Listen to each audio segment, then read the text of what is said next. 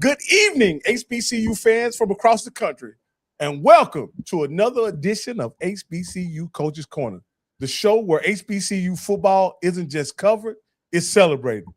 If you're passionate about the SWAC, the MEAC, the CIAA, the SIAC, or Black college football in general, you found your home. Every week, we bring informed analysis, exclusive interviews, and conversations you won't find anywhere else. Before we get started, let me do us a huge favor and hit the like button, subscribe to the channel, and turn on those notifications so you won't miss a live episode. Every like, every comment, every subscription helps us grow the platform and expand the coverage of HBCU football as it deserves. And if you really believe in what we're building, consider becoming a channel member. The membership helps us travel to media days, campuses, and stadiums across the country to build to bring you exclusive interviews, behind-the-scenes access, and year-round HBCU coverage. Your support allows us to continue telling stories of our coaches, student-athletes, and programs at the highest level. Tonight, we've got another outstanding show lined up for you. We'll recap everything that happened at the SWAC Media Day, discuss the release of the new Black college football poll, and later, sooner than later, we'll be joined by a respected HBCU journalist, Kyle Mosley, to talk about the current stadium situation at Southern University and what it could mean for the Tigers moving forward. Now, I couldn't ask for a better team to break it all down. Joining me is our featured host. You know who it is. I would get a phone call, wouldn't I? Watch this. We're going to do this live. Guess what I'm doing right now? And you're live, by the way. Hey, honey, how are you? All right. So, hey, I had to answer because I know you're traveling, but I'll call you back when I finish. All right, love you. Love you too. So my wife's traveling on business, and I had to get that, guys. Whenever she's not here with me, when she calls, I got to answer. So I apologize for that. Better make sure. I apologize for that. Now, I couldn't ask for a better team to break it all down. Joining me in our featured is our featured host, SWAC legend, former Texas Southern University head coach, 2010 SWAC Coach of the Year, and one of the most respected voices in HBCU football is Coach Johnnie Cole. Also joining us is one of the most knowledgeable historians in Black college sports, a proud FAMU alumnus and our resident SWAC sports historian, Stephen Campbell. If it happened in HBCU football, chances are Steve knows the story or he was there. Gentlemen, welcome to the show. And let's get started with another great episode of HBCU Coaches Corner. All right, man. What y'all think about that, man? We're trying to level up and be a little more professional. What did you think about that, Steve? You know, I was proud of you because you didn't even read that. That came off the top of your head. I didn't know what show we were on. Okay. All right, man. I hear a little background. Is that you, Coach? Do you? Yeah. You got some headphones over there? It ain't. At least it ain't dishwashing now. No, it ain't dishwashing this time. But no, hey, Coach. Thank you for joining us, man. I appreciate you. You know, you the SWAC legend. I say people may have been getting tired of that one night in either being in Mississippi, you know, against all odds. One Johnnie Cole threw 6 touchdowns against the great Willie Satellite Totten and Jerry Rice. Yeah. Now, hey, everybody, y'all go fact check that. That is a true story.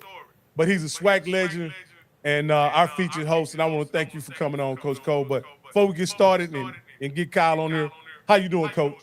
Man, I'm doing good, Coach, man. Hey, here we are. We back at it, you know, and had a long break over the summer and, you know, got married to a beautiful woman and, you know, ended up moving in a home and have done some traveling and, you know, some things that I needed to do, you know, to clear my mind and get ready for this great SWAC football. And I want to always, man, thank my right hand and my left hand, you two guys, man, for keeping this thing going and sipping on Sunday and Rocky Miller's show and man, it's just, you know, I'm just blessed, man, 9 times over, man, 10 times over. And, you know, as you know, guys, I will be inducted into my high school's wall, which they call it the Hall of Fame wall.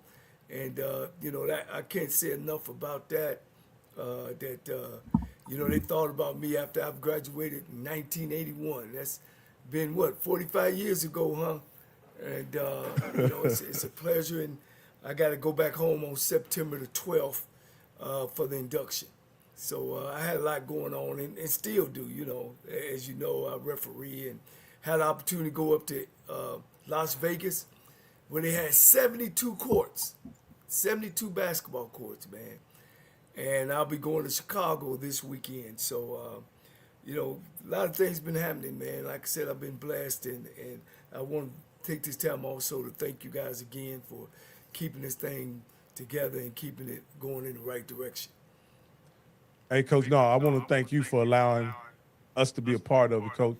We still hear that echoing, Coach. And, They're saying that's you, Rocky.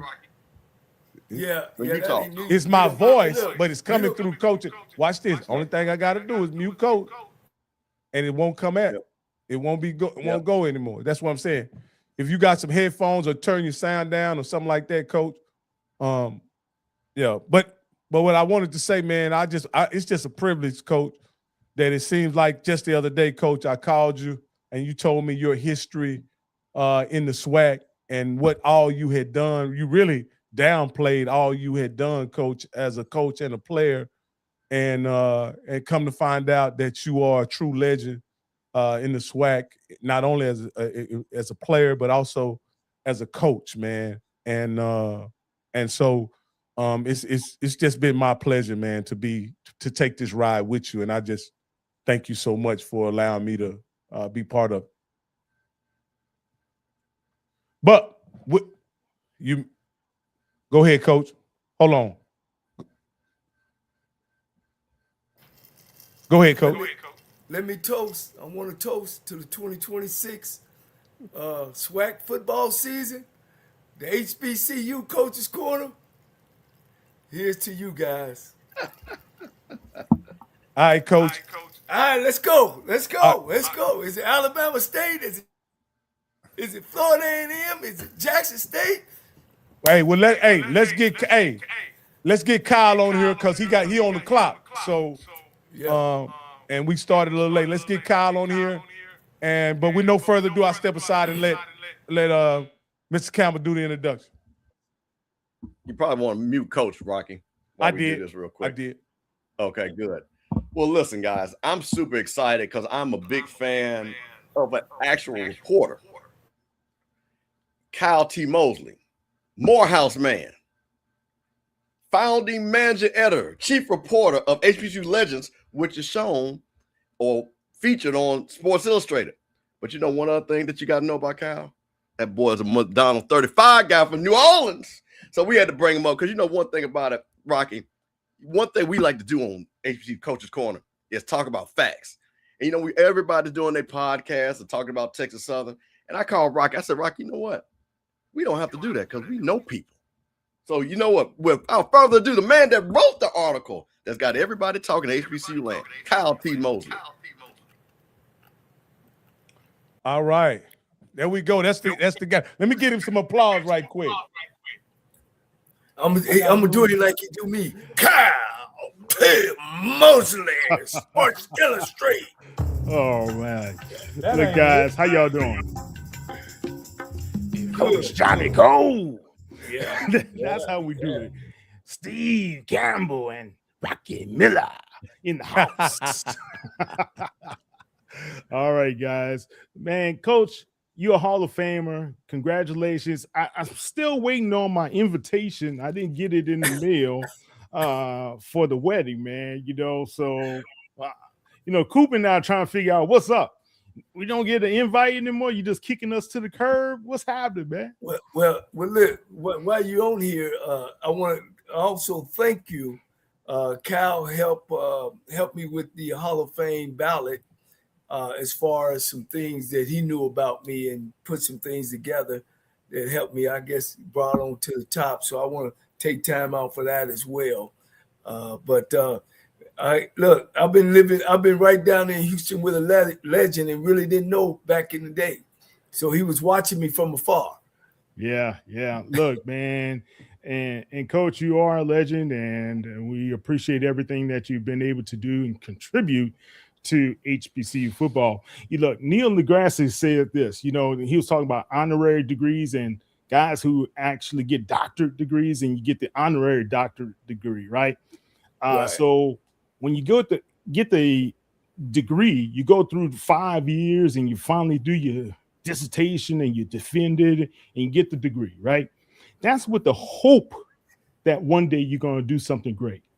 When you get honored with these Hall of Fames and these doctorate degrees and everything, that's saying to you actually have done something great. And congratulations, because you have done something great and your own people from high school are honoring you. That's beautiful, man. Thank you, Kyle. Thank you. All right. Yeah, Kyle. Let's get to the real reason why you're here today. Other than being an outstanding journalist, right? There was a story you wrote recently about TSU, and those of you who don't know, TSU has had to schedule a game at a high school stadium. Not just one. Oh, well, okay. Not at a high school one. stadium. Now, if I found it quite peculiar, Mr. Campbell found it quite peculiar, and you found it quite peculiar, and you got curious, and I guess you went looking for answers, Kyle. And does that sound about right? Well, look, man, yeah, that is correct along the same vein, but I also had for the past, I would say 4 years, knew some intimate information about that stadium deal that a lot of people weren't aware of, right? And Texas Southern has a lot of power because that stadium in downtown Houston would not have been built if it were not for Texas Southern's participation. So therefore, when the Dynamo and Dash are now the major soccer league that's in that stadium, and Dr. McClellan was the athletic director at that time, and I think Coach Cole, weren't you around there around that time? Yeah, I was the associate. I was the interim. Yeah, when it first started. So in essence, Rocky and Steve, as well as the fans, Texas Southern had a lot to say, and they could have had a lot to say with the signages. They could have had a lot to say with how the schedules are set up, because every February, no later than February, they were supposed to convene and meet and sit down with the Dynamo Dash staff and be able to make sure that they had their home game secured. Well, over the past couple of seasons, because Texas Southern has been going through some leadership changes within the athletic department, as well as I don't think the leadership from the president's office was too familiar with some of the intricacies of the contract that when they didn't have a representative to come to the Dynamo and work out the schedule, things got fallen through the cracks, so to speak, right? And what made it worse is that the person who knew Texas Southern very intimately on the sports authority side, leadership changed there as well. So then you have no leadership this year from that's familiar with Texas Southern, and you have Texas Southern unfamiliar with the leadership of the Dash and Dynamo.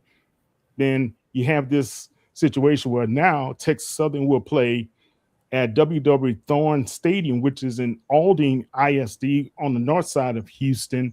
They'll play, I think, 5 games, and 1 game will be played at Reliant Stadium. And that's the Southern University game and the homecoming, Coach. Wow.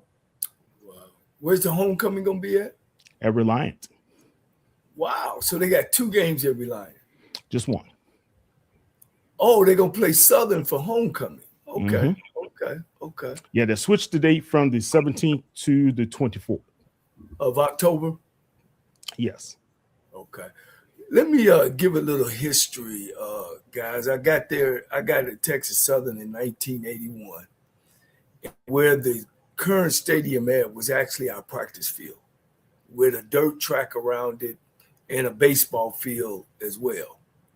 And they got together, and we got the same field house. The field house was built in like 1978, and they got then they got together and said that they were going to make us a stadium.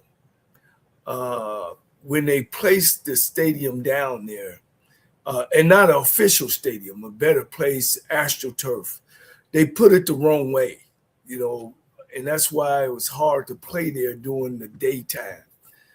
And they redone the track. So it really stayed as a practice spot for us as well. And when you talk about leadership, that's one of the biggest things about Texas Southern University. They have so much turnover that, as he said, Mr. Mosley said, that a lot of things fall through. Who's taking over? We have so many athletic directors. I know in my career there, from being a coach, starting off in 81, being a coach, and a player to a coach, we had about 5 athletic directors, and then about, of course, we up in the teens and coaching and over those years as well. So that's what's happening. It's like running a race with Texas Southern, a track race, but we never get out of first handoff. We never hand the baton to number 2, then number 2 hand it to 3, and 3 hand it to 4. We never could get there. And we don't have any matriarchs around the athletic program, because for some reason we run everybody away or we. So it's like a playground there at TSU, and unfortunately, that's what happens when you have so much turnover. These things always happen. So we always talked about a state. I remember when I was there, they were talking about when University of Houston started playing down in Astrodome. We were offered to buy Roberts Stadium. I think it was for $1 or something like that, $1 and take it over. But of course, we had to take money and put into it, and then that fell through. And then U of H stopped being the U of H, because they were winning a lot. They moved back over to Robertson Stadium, which is right across the street from Texas Southern. So, then when the one president there, I can't call her name right now, was the woman president, she were talking about building it over there by Jack Yates. Then all of a sudden they built a parking lot over in that area, So we had some opportunities. I think nobody really have grasped into it. We've always had a great basketball program, and we always had great players. There's been some great football players that came out of Texas Southern in all those years, but we never had great teams. and so that's been, I think, a issue and a problem in the consistency of administrative people that's coming and going through there. Let me ask you this question. I'd like to ask Kyle this question. Reading through your article, and I'm Mr. Campbell. If you want to jump in here as well, you're welcome to share your thoughts. Looking in the article, it seems like there was an effort made to reach out to Texas Southern, right? Did you ever find out? There was not an effort to reach out to Texas Southern this season. Okay. Thank you for letting me know that, because I thought I must have misread that they said they had reached out to Texas Southern, and I wanted to know who they reached out to. But let me say this too. I've been through one of these situations when we were at Tennessee State. It was the same thing when the Oilers left Houston. They came to Nashville, and we went through the same stuff at Tennessee State when we were there. They came in, they took over our practice field, they took over our weight room. We had to move weights underneath the stadium. What happens is when administrators start handling these things and being involved, they never have a coach in there that understands what does the football team need. It was so bad at Tennessee State that when we went to practice on Friday nights, we had to wear gym shoes. We couldn't wear we couldn't wear our spikes. I did get opportunity to design the locker room up there because of my civil engineering background. I was a part of meetings. They would bring me and my brother in there. As you know, my brother was the head coach, and we would go over what we needed. But when we went there and seen what they were giving us, it was just a shell. And we was like, no. We need this. But then to come to find out, we weren't able to practice there as well. Well, we found out that they were going to give us a washer and a dryer. And, our AD and some administrator was happy with that. But that ain't what we needed. We could have got some equipment, whatever. So that was that. Come to the Texas Southern thing. One of the things I know, and like Cal said, I was a part of it. I hated that you was putting orange seats in there. I said, why they can't put gray seats in there, which is our color, in their color? But I think they, after years and years and years, they end up doing that. Well, can I interject something right there? James Douglas, the former president. James Douglas was the one he's the one who negotiated the contract, number one, right? He's the one who put stipulations on the county as well as the Dynamo. And James Douglas wanted Dr. McClellan to be able to handle some of the construction meetings, right? And from my conversation with James Douglas is that Dr. McClellan, I think he missed a couple of meetings.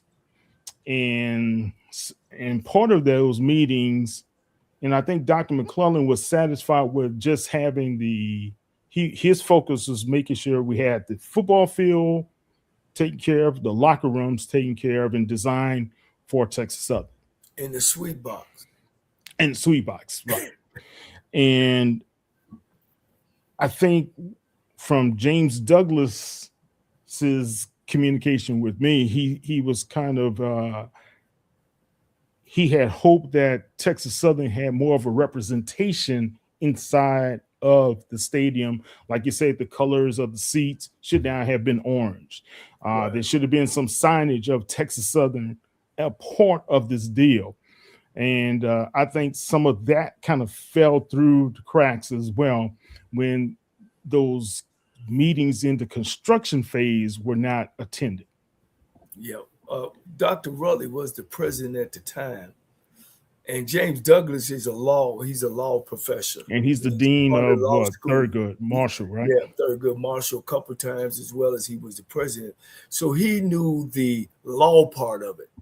Like, if you're gonna build this within, with our state funding that we get from the state, then this is what should be. It should be ours as much as. But of course, I didn't get a chance to coach in it. But that's where we fell off at. We've had no representation from the start. No solid, interested reputation, because I was still there as a coach as they were building it. I mean, and we were turning the program around, and not one time was I even notified or coach, what do we need in here? None of that. All this stuff was done from the administrative part, and that's what happens, and it happens all over HBCUs, all over HBCUs. You know what I'm saying? They don't have a stadium that's already on campus. Correct. Hey, Kyle, let's get into the article and my background. I do a lot of contracts. Were you able to review the actual contract and see the contract? Yes. So all right, because this is what people want to know, right? So one of the things, and President Douglas, former lawyer, reading your article and things like that, one thing I know about lawyers, they're going to make sure everything is going to be weighted to their side, right? So one of the things I want to know, in the particular contract, were there dates where it said, and contact people, hey, we need to meet on this? Okay, I'm sorry. Sorry about that. Yeah, good. Were there dates in the contract that said, this group of people need to meet with Texas Southern on this day, and this happens every year, and then go in from there? So to basically define those days that would be actually the days for the games, right? They would come in. Yeah, they had to be by contract, because that was the one thing when I was reading your article, I was curious about, because most contracts like that, right, that are where you're going to use of a facility, right? They're going to talk about the specific days. They're going to talk about who needs to meet. They're going to talk about when it's done. Let's talk about that exactly, and how that linkage got broken. Yeah, they were supposed to meet in every February, right? And I think it was the second week in February they were supposed to be meeting to convene with the Dynamo and Dash to be able to work on the schedule. That was the language inside of the contract. Now, who was that supposed? Okay, in that contract, who was supposed? Because one thing I was confused about. So you've got three entities. I guess you got Harris County. I guess they have a entity, sports authority or whatever. You got Texas Southern, and then you've got the Dynamo. Who was the person that was supposed to initiate that meeting? Was it Harris County that says, hey, we're going to meet here at Harris County, or they got to come to Texas Southern? Was that ever spelled out in the contract? No, it wasn't. Okay. So it was never spelled out who should have contact whom. Okay. So basically somebody said, well, I didn't know you were supposed to contact me, and then it went vice versa. And then I'm assuming because the letter of the law, the contract, that's when the defaults start happening, right? Because there was no meeting, then the defaults of them losing dates start happening, right? Just as of the changes that occurred in the Texas Southern athletic department. And the changes, guys, I'm talking about, Dr. Granger was removed as the athletic director, correct? Because of the legal situation he was and that was April of 24, if I'm not mistaken. Mm-hmm. So therefore, we're looking at season 2025 was affected in 2026. Now, you still have people inside of the athletic department that knew certain dates had to be secured, or if they needed to be able to approach those people. I just think from what was communicated to me, the administration decided they were going to take over those type of deals when it comes to let's plan the dates, let's plan the venues, yada, yada, yada. So you use a real general term about that. You used administration. Mm-hmm. So when you talk about administration, are you talking about above the athletic department? Correct. Okay. Correct. And the administration is now driving the search for the basketball coach, the search for the baseball coach, all of this had to be approved in the Board of Regents just recently because they had to pay for the Southern game up front, right, with Reliance Stadium. So, and not Reliance Stadium, but they had to go through the Lone Star Group, which is Cal McNair, the owner of the Texans. That's his organization. So they had to negotiate directly with him to be able to secure that date, the facility, as well as the people that are going to be a part of the event, as you know, security and everything else. Do you know how much it cost them? $500,000. Wow. To have the homecoming game Versus $500,000 versus a free stadium. Versus a free stadium. But also you got to consider this: the $500,000. Actually, if you look at the contract or the agenda, they anticipate they're going to exceed that $500,000 with ticket sales and concessions and things of that nature. Wait a minute. Hold on. Wait a minute. Now you thought, okay, when you say exceeded, as you talk about as expense or in revenue? Revenue. Okay, so they're saying we're going to pay $500,000. We're going to get it's going to pay for itself because we're going to exceed our revenue. But let me ask this question, because this is the contract question. I understand that part, but if you start at zero, everything is pure profit if you're playing in the stadium. So I don't understand the justification of saying I'm going to put a capital outlay of $500,000 out when I have a stadium at zero and everything I make. Now, let me ask you this question, Coach. You can count. What is the seating capacity of the stadium? You talking about of Shell Energy? No, of the stadium where they're supposed to play at, where the soccer team and Texas Southern they share. Yeah, that's Shell Energy, 22,000. Okay, 22,000. So let me ask you a question, Coach. Would they have exceeded at homecoming? They usually get about that, right? Or a little bit less, probably, right? So I guess my question is, there's really no benefit to play at a bigger stadium because you're not going to get additional people. Well, I think they're doing something a little bit different this time, Steve.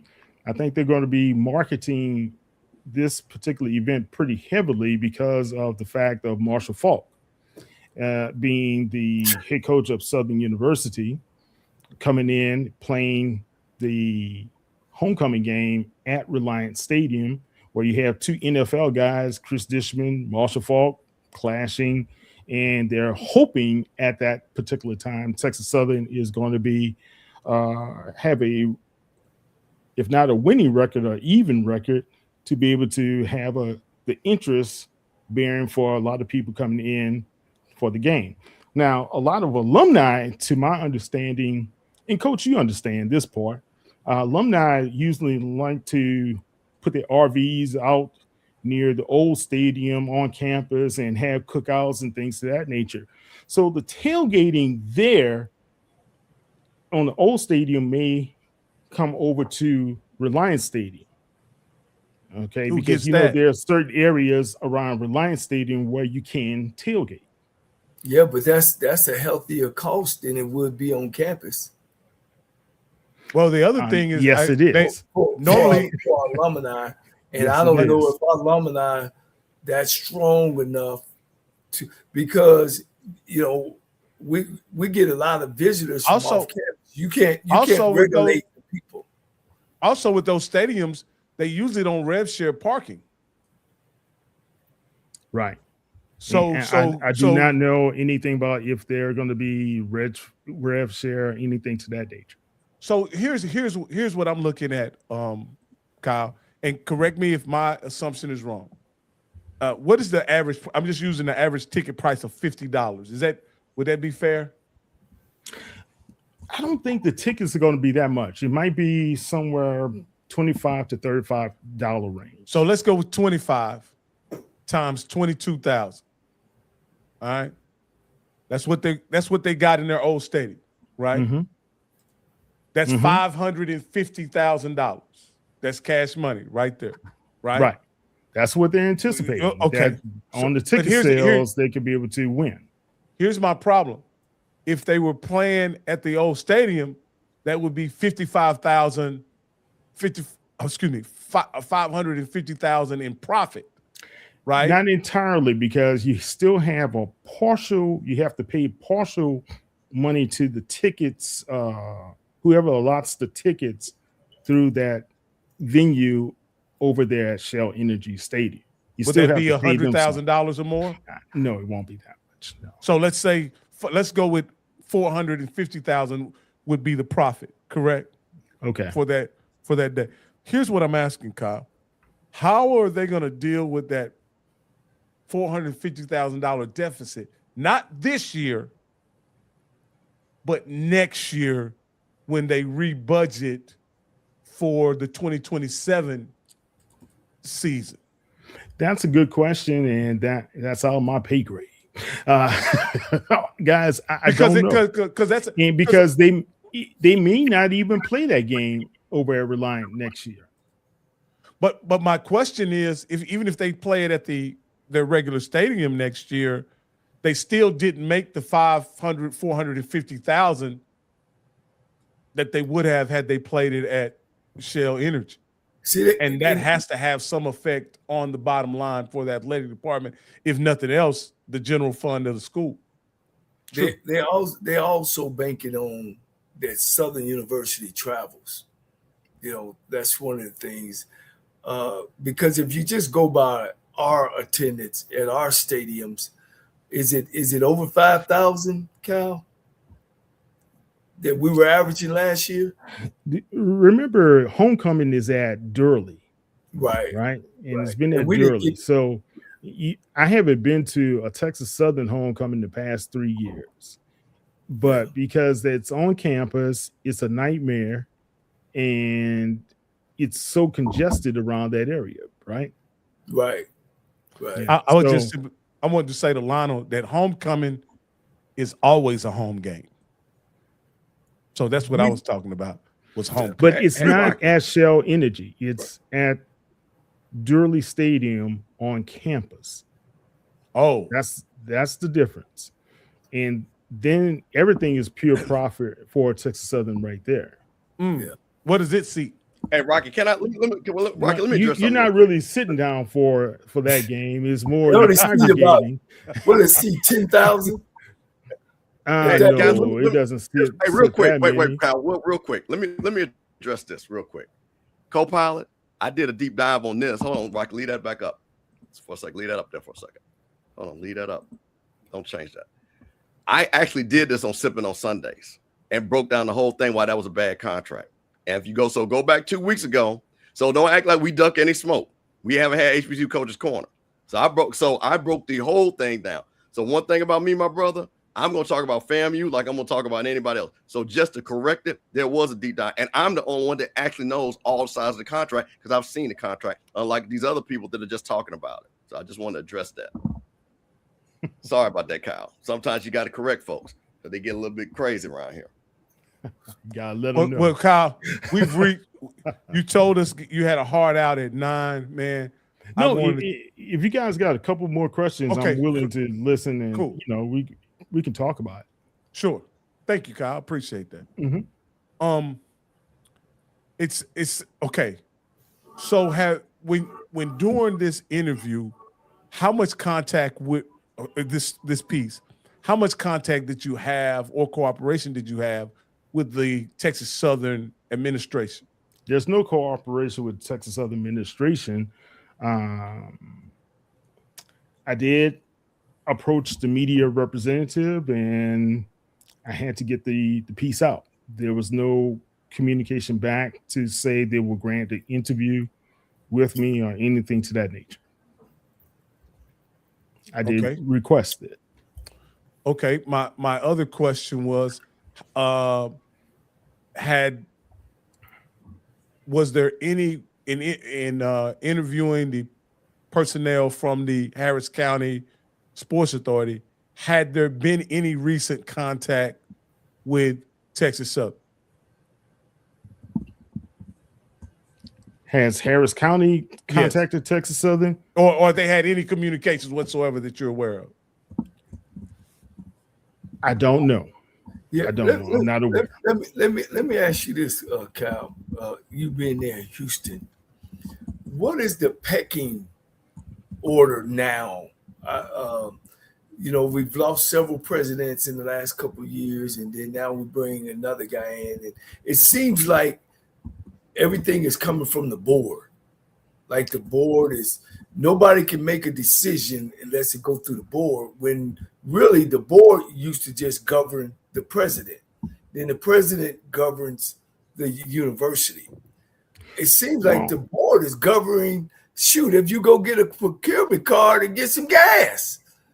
Yeah. I mean, all of the expenses have to be approved one way, shape, or form, especially the major expensive have to be approved by the Board of Regents. And Admiral Crawford sits on that Board of Regents. Ain't that the president? Mm-hmm. He's a part of the Board of Regents? Yeah, he's a part of those meetings. Oh, yeah, He's in those meetings. Yeah. Right? Well, hell, the meeting's supposed to be on him. On what decisions is he making? Or that ain't how it's gotcha. Well, I think that's the disconnect that Kyle talked about earlier, because Kyle, here's a couple of things. So every school has a general counsel. Mm-hmm. So one of the things, and again, not throwing the general counsel on the bus, there are certain things that the general counsel, because that's their job to make sure that the university doesn't violate contracts. That's really their biggest part of the job, to review the contract and make sure that it doesn't cost the university any money because of the contract. My biggest problem is a couple of things. Two, this should have been a three-headed monster. Athletic director, somebody that is a representative, the provost, because the president shouldn't even be involved in this, to be honest with you. This is not at a presidential thing. This should be the athletic director, provost, general counsel. Those three people should always know when this meeting is. If there's any changes or anything, the athletic director brings it back to the general counsel to make sure that we're in compliance. So my thing is, what I'm curious about, and again, it just goes back to your point about transition, because one of the things the general counsel just say, hey, did you guys make that meeting that we have to have every year with Shell and the Dynamos? Because that's in the contract, just to let you guys know. Because here's what's happening. Now, if I'm the comptroller or the CFO, I'm going to athletics and saying, you just cost us X amount of dollars because you're missing these dates. So that's another flag that should have went to the level. Because now when you're doing your university budget and athletic budget, that's kicking against your athletic budget. And if you got to go back to the general fund and say, hey, to cover this shortfall, right, that should automatically alert. So that's the thing. The crazy part about it is you should have a 2-game schedule out in front. Who you gonna play? Where you gonna play them at? And you mean a 2-year schedule? You mean a 2-year schedule? A 2-year schedule. Well, here's the thing: they have to wait. But here's the problem. So the theory is the problem. They have to wait until the SWAC. The SWAC gives them the games. So I'm pretty sure they also have to schedule around it. So they wouldn't know 2 years what date they're going to play X SWAC game. Right? No, the SWAC is in 2. They in advance 2 years. They should be in advance. They just don't release them. Yeah. Right. Yeah. Okay. Right. So I'll just say this. The SWAC ain't been doing that. I will say that. Just because I know about FAMU. But let's go with your point. Even with that point, then they already know when the games are, one way or another, before they have this meeting. Based on that's why I'm pretty sure the president set that date, because the SWAC would have already given them the dates of their home games automatically. The only other thing that would have been added if Texas Southern's AD would have added, like they did with North Carolina Central, right? A home and home. So Central is coming to Texas Southern. So that's another game that would have been a variance that they would have had to let the stadium know. So my thing is, again, Kyle, what I like about what you did is you pointed out systematic failure, not just a thing, but there were several levers that should have just automatically triggered finance, legal, athletic. Yeah. And then to Coach Cole's point, the coach is like, well, when are we playing it? And to me, if I'm Chris Dishman and coach, let's get you in on this. How would you feel if I got to move your team all the way around and it's your home game? Here's the deal, and that's the issue. And a lot of, again, I'm not HBCU bashing. It's just like when my football season was over, that spring, we working on hotels, we working on travel because of we know who the schedule is. We doing that in the spring. You don't wait till the summer or wait till the end of the spring. All that stuff's supposed to be done. And when you order, and then as soon as the football season is over, you start ordering equipment so you can get a discount from the equipment people in January. You don't wait. Well, Coach, okay, look, that's a utopia. That's that's the what we wish. And I think right now, I think Dr. Jackson, who's the interim AD, had her hands full, right? And it's not anything against her. I don't think she dropped the ball. I think it was certain people tying up the process. That's what really caused a lot of these issues. When was she appointed the interim, Kyle? Was it 2025, right? Sometime right after the situation with Dr. Granger came out. So she was appointed immediately. It was a month or two afterward, something to that nature. I have to go back through my articles to figure out the date. But so April 25, I think, is when his situation happened. So she would have been May or June. She was May, June, something like that, because I interviewed her that summer. I recall that.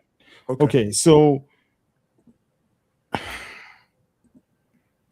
just think right now, man, you have a institution that had a lot of dysfunction going on, and they're trying to figure the pieces out. And I think the Dynamo Dash didn't help out when they just commandeered dates without speaking to Texas Southern, right? And you can say, well, why didn't the Dynamo call these guys? They probably were thinking, why should we? If you type in Shell Energy Stadium, you go to their website, you see Dynamo and Dash schedule, not Texas Southern schedule. And it should be all three, because all three were part of the initial deal that lasts for what? Supposed to be 30 years or 32 years, Coach? 30 Something years to that in your order, right? Yeah, 30, yeah. So that's the problem, and it's been something I think they realize, and I don't think you're going to have the same type of situation this next year in 2027. Now, let me ask you this, Kyle. Is there a reason why the Board of Regents is so involved in operations of the school?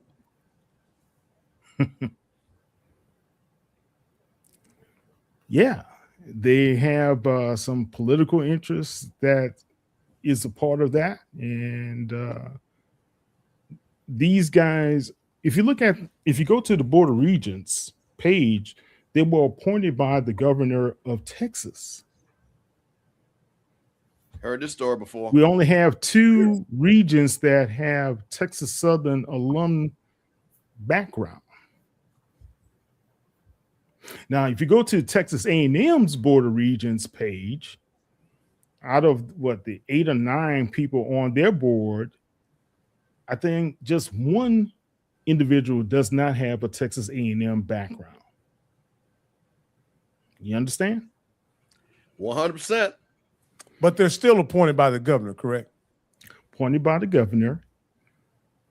And some people say, well, the governor is not very interested in what happens with Texas Southern. I say I beg to differ, because there's a lot of interest around that 3rd Ward area, especially when it comes to voting, midterms, elections, and all this other stuff that's coming up as well. But when it comes to controlling what happens at Texas Southern, they are very, very intimately involved with the big high-level decisions. You know, this goes back to a situation that happened in 2024 where they put themselves in a pretty bad position related to coaching.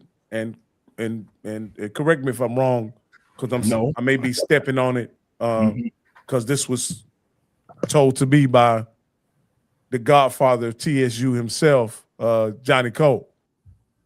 And he was saying that the reason why they can't make a hire is because this hire is being directed by the board, according to Coach Cole. Okay, so guys, and I reported on this as well, Rocky, and the board. Well, Dr. Granger put before the board, because with his search committee, they identified the candidate. The candidate that was the primary candidate was Fred McNair. Okay. The Board of Regents, there were a couple of individuals on that board at that time, said they wanted somebody with NFL experience, and told Dr. Granger, go back, let's find somebody to that nature. And Andre Johnson was a name that was put forward, and Chris Dishman found his way into the mix through a broadcaster that helped with this situation. Got the interview, put before the board, approved, and he was hired. So yes, the board makes the decision. Final decision. Is that consistent with how you was hired, Coach Cole? No. No, not at all. I was called by the athletic director. I was at Lane College. Who's the athletic director at that time? It was from a guy from U of H, University of Houston. You know what I'm talking about? He hired Steve Wilson, played football for the Broncos. Yeah. So then they made a change, and Dr. McClellan came in, was it a year or two afterward? Yeah. Okay. Yeah. I didn't know I was hiring Doc. I was put in the interim associate AD position to hire AD. Hire my boss, basically. That's how that kind of worked. Everything, I mean, every school I've been to, which is about 10 and about 6, 7 HBCU schools, you know, the president usually runs the campus directly, and the Board of Regents monitor his actions, you know. But now we're in a situation that we're in a bad situation. You know, we got folks running Texas Southern that don't know the history of the school, don't know anything about it. And this is one of Texas Southern's downfall, is we always going from the outside, and getting folks coming in saying, you know, we're going to show you how it's done. And we keep getting deeper and deeper and deeper into these situations. It's nothing. And if you guys, and Coach, I'm sorry, because I'm gonna have to jump off in a sec. Yeah. I have to agree with you, because former President Douglas, when I did my interview with him, he told me the leadership at Texas Southern refuses to meet with him. Yeah. Why would you refuse to meet with somebody who could be able to shed light on the situation and help you through some of these difficulties and help you navigate through them successfully, right? So I just think right now, I can't tell you why or the mindset. I've asked for, as of last week, I asked for an interview with the leadership at Texas Southern. Haven't heard word yet on if that's going to be granted or not.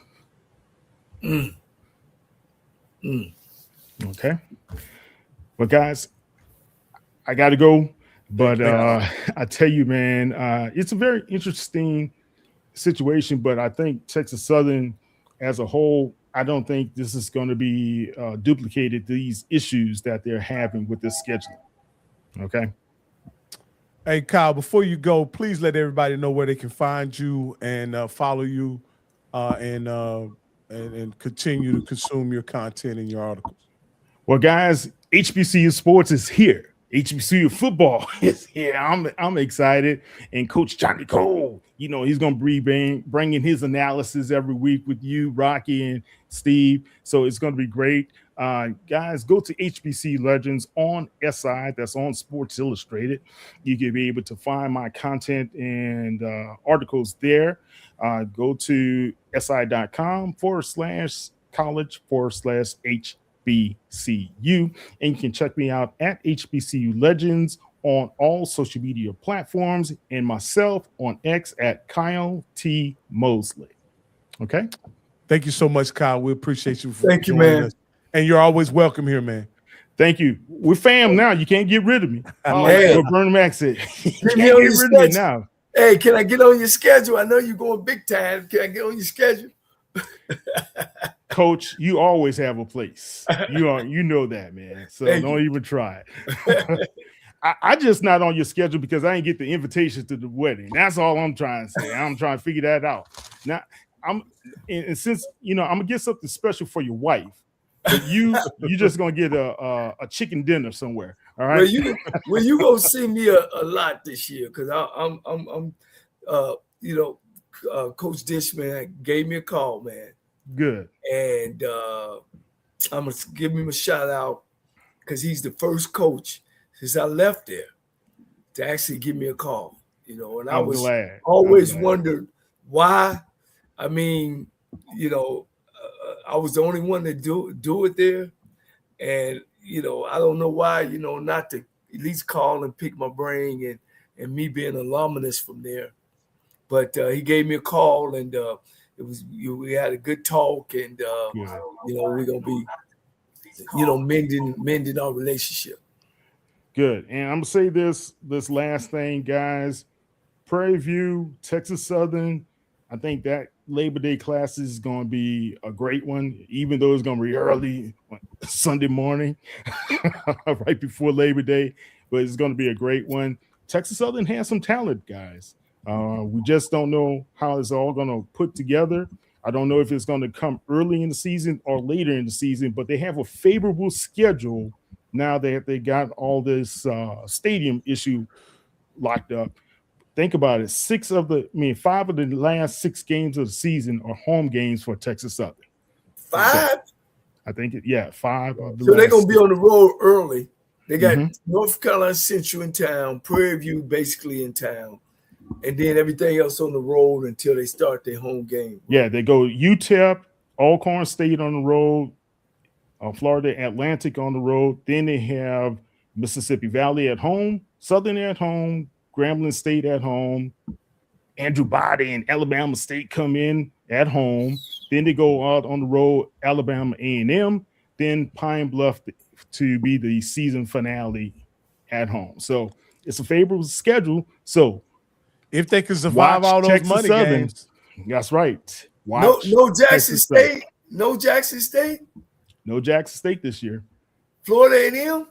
No FAMU this year. Woo. Hey, so Bethune-Cookman? No Bethune. They don't play Bethune either? No. That's they unlikely. Alcorn and Mississippi Valley out of the East, right? Yeah. And Alabama State and Alabama A&M out of the East. Wow, they don't play the big. Oh, man. They only play That's Alabama what I'm saying. State. It's a favorable schedule. Don't be surprised if they make some noise. That's the only winning team on there is Alabama State. All right. Okay. Yeah. Wow. Okay. All right, guys. I got to go. Y'all have a good one. Thank you. Thanks, Kyle. Appreciate it. Thanks for the invitation. Take care. Bye. Rocky, let me do something right now. Okay. Coach, you got to let me rock for a few because this right here, First of all, let me just say, HBCU Coaches Corner, Rocky Miller Channel, Mr. Campbell, Rocky, Coach Johnnie Cole in the building.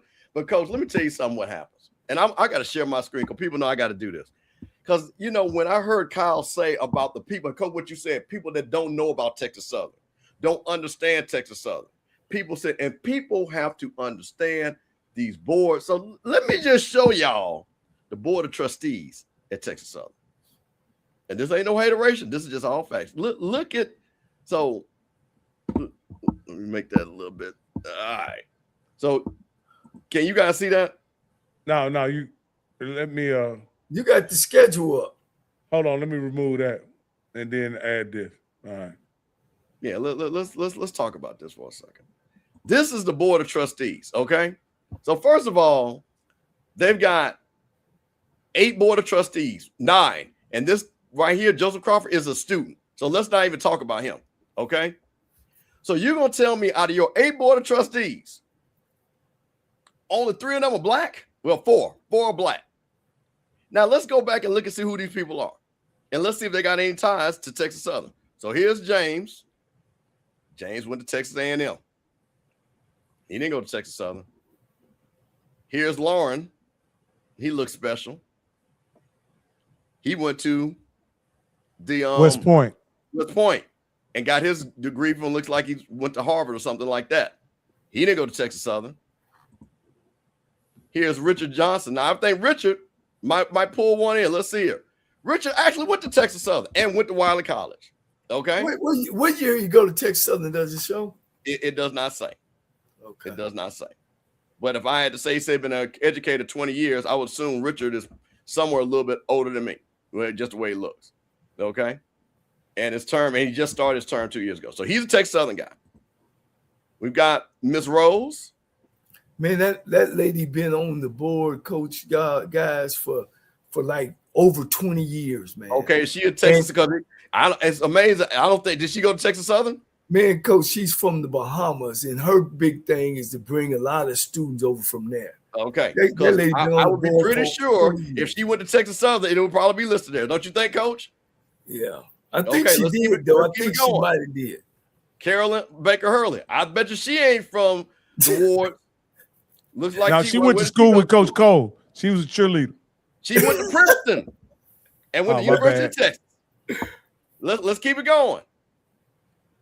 This lady here, can't pronounce her name. Guess what?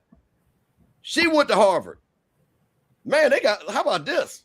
She went to Harvard. Let's keep it going. Old Ben here. Where'd old Ben go to school? Ben went to university. He went to UT. And got his master's from getting his master's from Rice. How about that? Congratulations. And then let's see what Miss Sullivan here. And Miss Sullivan, how about this? Another Harvard alum. How about that?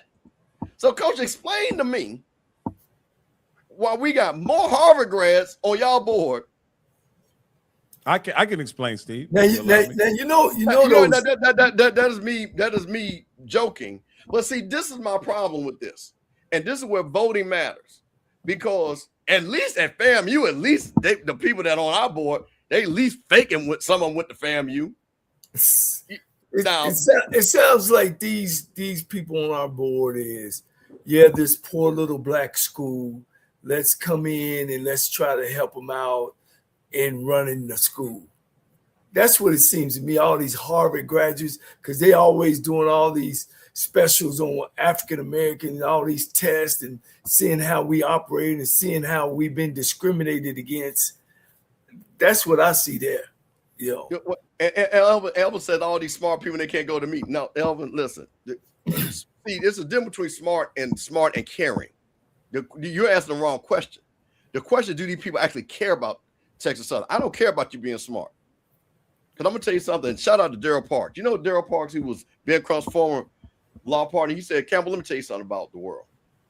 You can get a whole bunch of smart people, but you know the best people are loyal people. Because I can train loyal people to be smart, but I can't train smart people to be loyal. And this is the problem right here, is that you have people that have no skin in the game for Texas Southern, and they're all appointed by the governor, a Republican governor, well, we know who he is. And this is why Texas Southern, the great university that it should be, is why they're in this situation. Because, Coach, to your point, because let me tell you what this board will do, right? They're going to see this article about Kyle, right? And they're going to get all these emails. And they're going to do their meeting. And you know what? I swear to God, if it's public, I'm going to straight stream it. And they're going to browbeat all these people, talking about what happened. But the question is, if you really cared, you wouldn't be talking about what happened. You would make sure it happens. You would make sure, because that's part of the board, is being a good steward of the university. But when you got 4 people from Harvard that I guarantee you don't care about Texas Southern and care more about Harvard, that's a big problem for me. That's a big problem. Let me share this one more time. Because this is a bigger problem for me, is that a board at an HBCU that's probably got half people that are Caucasian. That is ridiculous. You can't find no black. Hey, John Branch is a black Republican. Put him on the board. So they got five white Caucasian. Well, I don't know. This one, I believe this woman is of color, I think. Well, I'm saying you got 1, 2, 3, 4. Four white people, 4 alleged. Well, I don't know what she is. And then the student representative right here. This is ridiculous. And then again, out of the black people, only my man Richard went to TSU. Yeah. So here's the thing: out of these 8 people, there is 1 person that has connection to TSU. Out of the 8, Wow. Make that make sense to me. Man, guys, when I went to Texas Southern back in 1981, we were the largest HBCU school through my whole school time. We were up almost at 10,000 students back in the early 80s. You can't even get that now. We were the largest home-based school in HBCU. That's the thing, Coach, to that point. All right, and you're going to tell me, and like I said, I've seen this at Florida A&M, and ain't no secret. That board was supported by people that are DeSantis people, and they went to FAMU and the dysfunction that we have on our board. So you're going to tell me that people that didn't even go to Texas Southern are really going to have the heartfelt love for that school? Because here's the thing, and Rocky, we tease you, right? But the one thing I understand, Rocky, about you now, you know what we're talking about because your daughter went to Prairie View. Oh, yeah. I hear the pride. You understand why we're so, as people want to say, so emotional, because this means something to us. This means something to Coach Cole. So when FAMU hurts, Jack State hurts, Grambling, Texas Southern, I hurt. Because I know to Coach's Cole what they produce.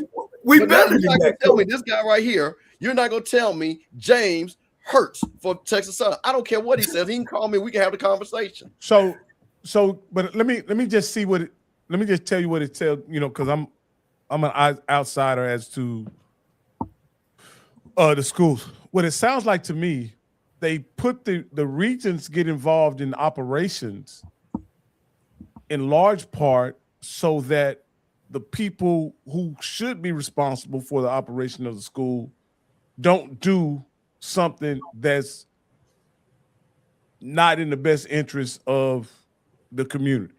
Meaning that the only reason, in my opinion, that you would have the regions making these kind of decisions is so they don't make too good a decision or they don't do things at a high level, because these men and women that are presidents and vice presidents and ADs, they're getting paid quite handsomely to do a job that ultimately it sounds like the regions are stonewalling or prohibiting them from doing. Can I say something though? To me, and Campbell probably feel the same way. It's embarrassing. It's embarrassing. Why though, Coach? It's embarrassing that you can't find some HBCU graduates. No, Coach. No. Say it right, Coach. Texas Southern graduates that has a law school, that has all these professional schools, all these professional superstar alums from Texas Southern. See, let's not even go that far, Coach. Yeah. Texas Southern alums that are superstars in business, in entertainment, in sport. Yeah. Why? Okay, I give you one better. And maybe because he says he's too busy. Did you ever call Michael Strahan and ask him to be on the board? Yeah. I think he'd be a good guy to be on the board. Or to recommend somebody. Thank you. But didn't Kyle say Dr. Douglas has offered to be a resource to the board and they've declined? Yes. Yes. That's the point. Of course they decline, Rocky. Do you think this guy? Oh, let me ask you a question. This guy right here. Do you think this guy? Look, this guy is going to call anybody? And he went. And listen, you guys are from Texas. I know a bunch of people. What is Texas A&M known for in the state of Texas? Shit, 12th man. And their relationship with the African American community. Not much of a relationship. Thank you. So do you think this guy, and let me make this big so people can see it, that guy that went to Texas A&M is going to let any black person talk to him? You know the thing that bothers me more than anything is that not only does he not have a relationship with TSU, which, is that he is extremely young. He's a recent graduate of college. Didn't it say it just graduated in 2015? He graduated. No, it's got to be before that. He lives in College Station. Oh, he graduated in 2001. Okay. So he's still, 2001. So when I make it 22, so he's probably about 45 now. Yes. Yeah. About But I 45. mean, I thought I read some type of graduation around 2000. No, he's getting other things and stuff. Yeah. His claim to fame is that he was the mayor pro tem of College Station. So, I mean, that's a political appointment. Well, no, they're all to Coach's point, they're all Rocky, they're all political appointments, every one of them. And this is again, I don't know where Greg Abbott went to school. Where did Greg Abbott? Let me just where did Greg Abbott go to school? And see, I'm like you, Kim. Why would you turn the direction of the school over to this group? This group don't know nothing about Texas Southern University. They can't even read enough to know. Coach.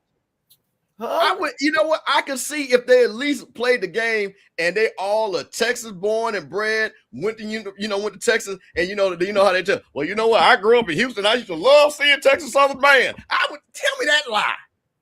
Yeah, tell me that lie. I don't know how and why would you turn that over? Besides that, maybe again, since I've entered there, they always talked about taking Texas Southern and making it Texas Southern A&M.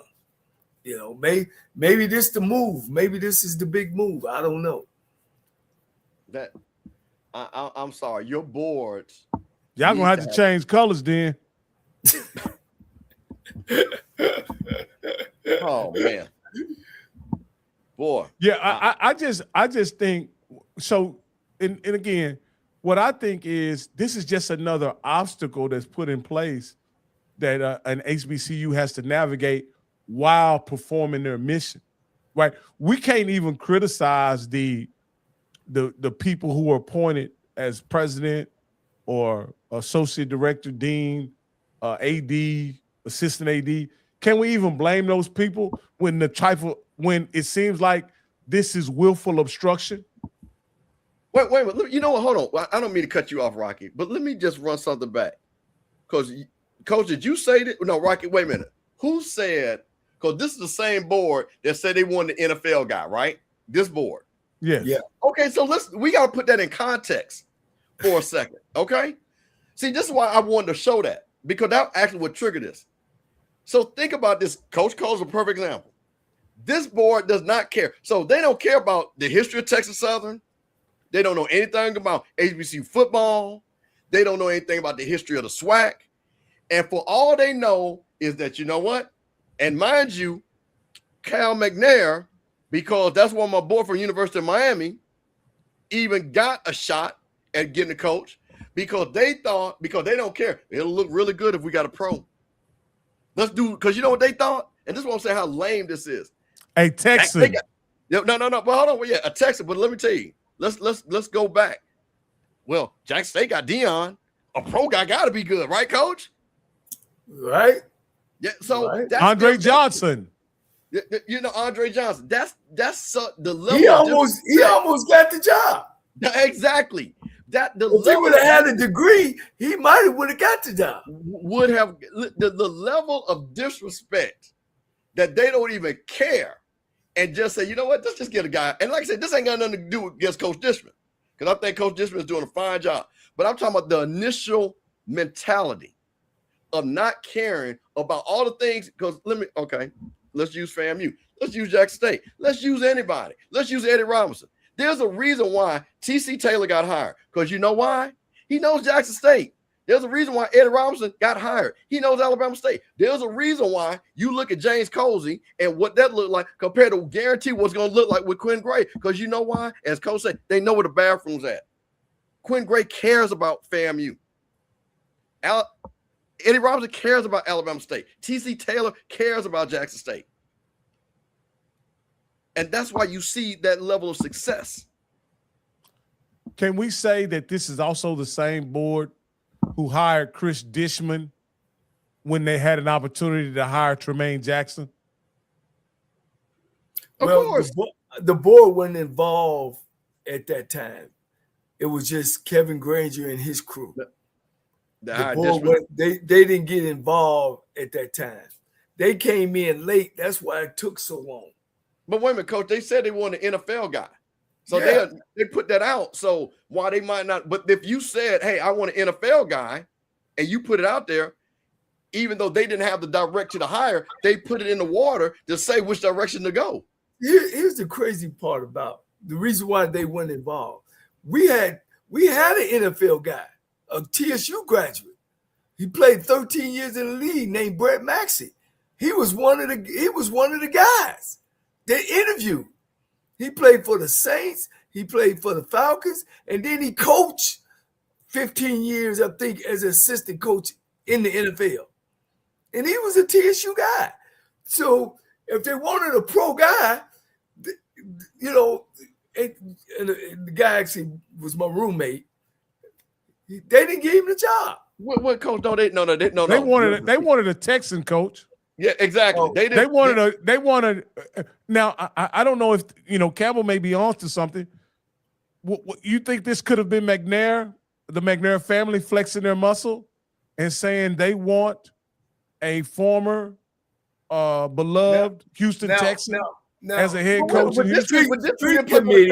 Street committee behind the scenes. But this really flipped to the Texans. No, Andre Johnson. Oh yeah. Well, yes, 100%. Yeah, but I think Andre didn't have the degree. That's why he didn't. No.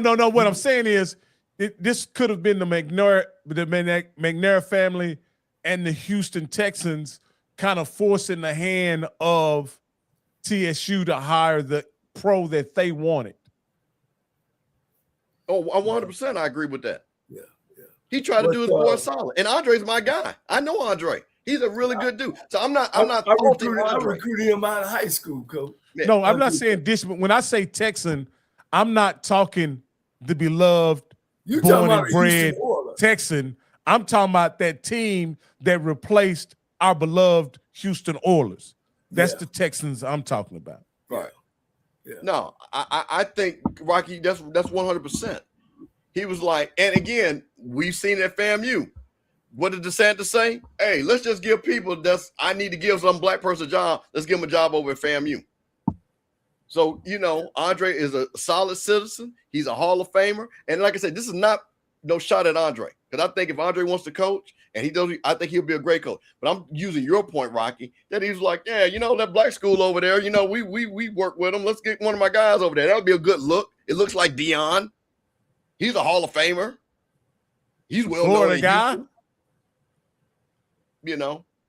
Come on, man. I think in these situations, Steve and Mr. Campbell, Steve and Coach Cole, us people from the outside don't understand the level of obstruction that goes on internally to keep those schools from being as great as they could be. Because I know. No. I'm saying, I think when I'm saying people from the outside like me, they're just thinking it's just about football, or it's just about, or just reading newspaper clippings.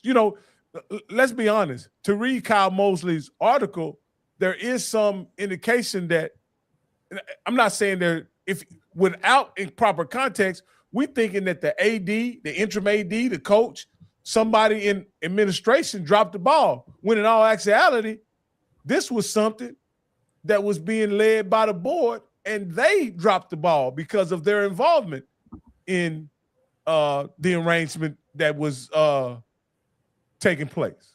You know what I mean? And who's to say they didn't have an interest in allowing the Dynamo to do what they want to with the same? Because I'm sure they've been to more soccer games than they have TSU football games. And let me tell you something. And correct me if I'm wrong. I think I read an article. Oliver Luck is one of the owners of the Dynamos, right?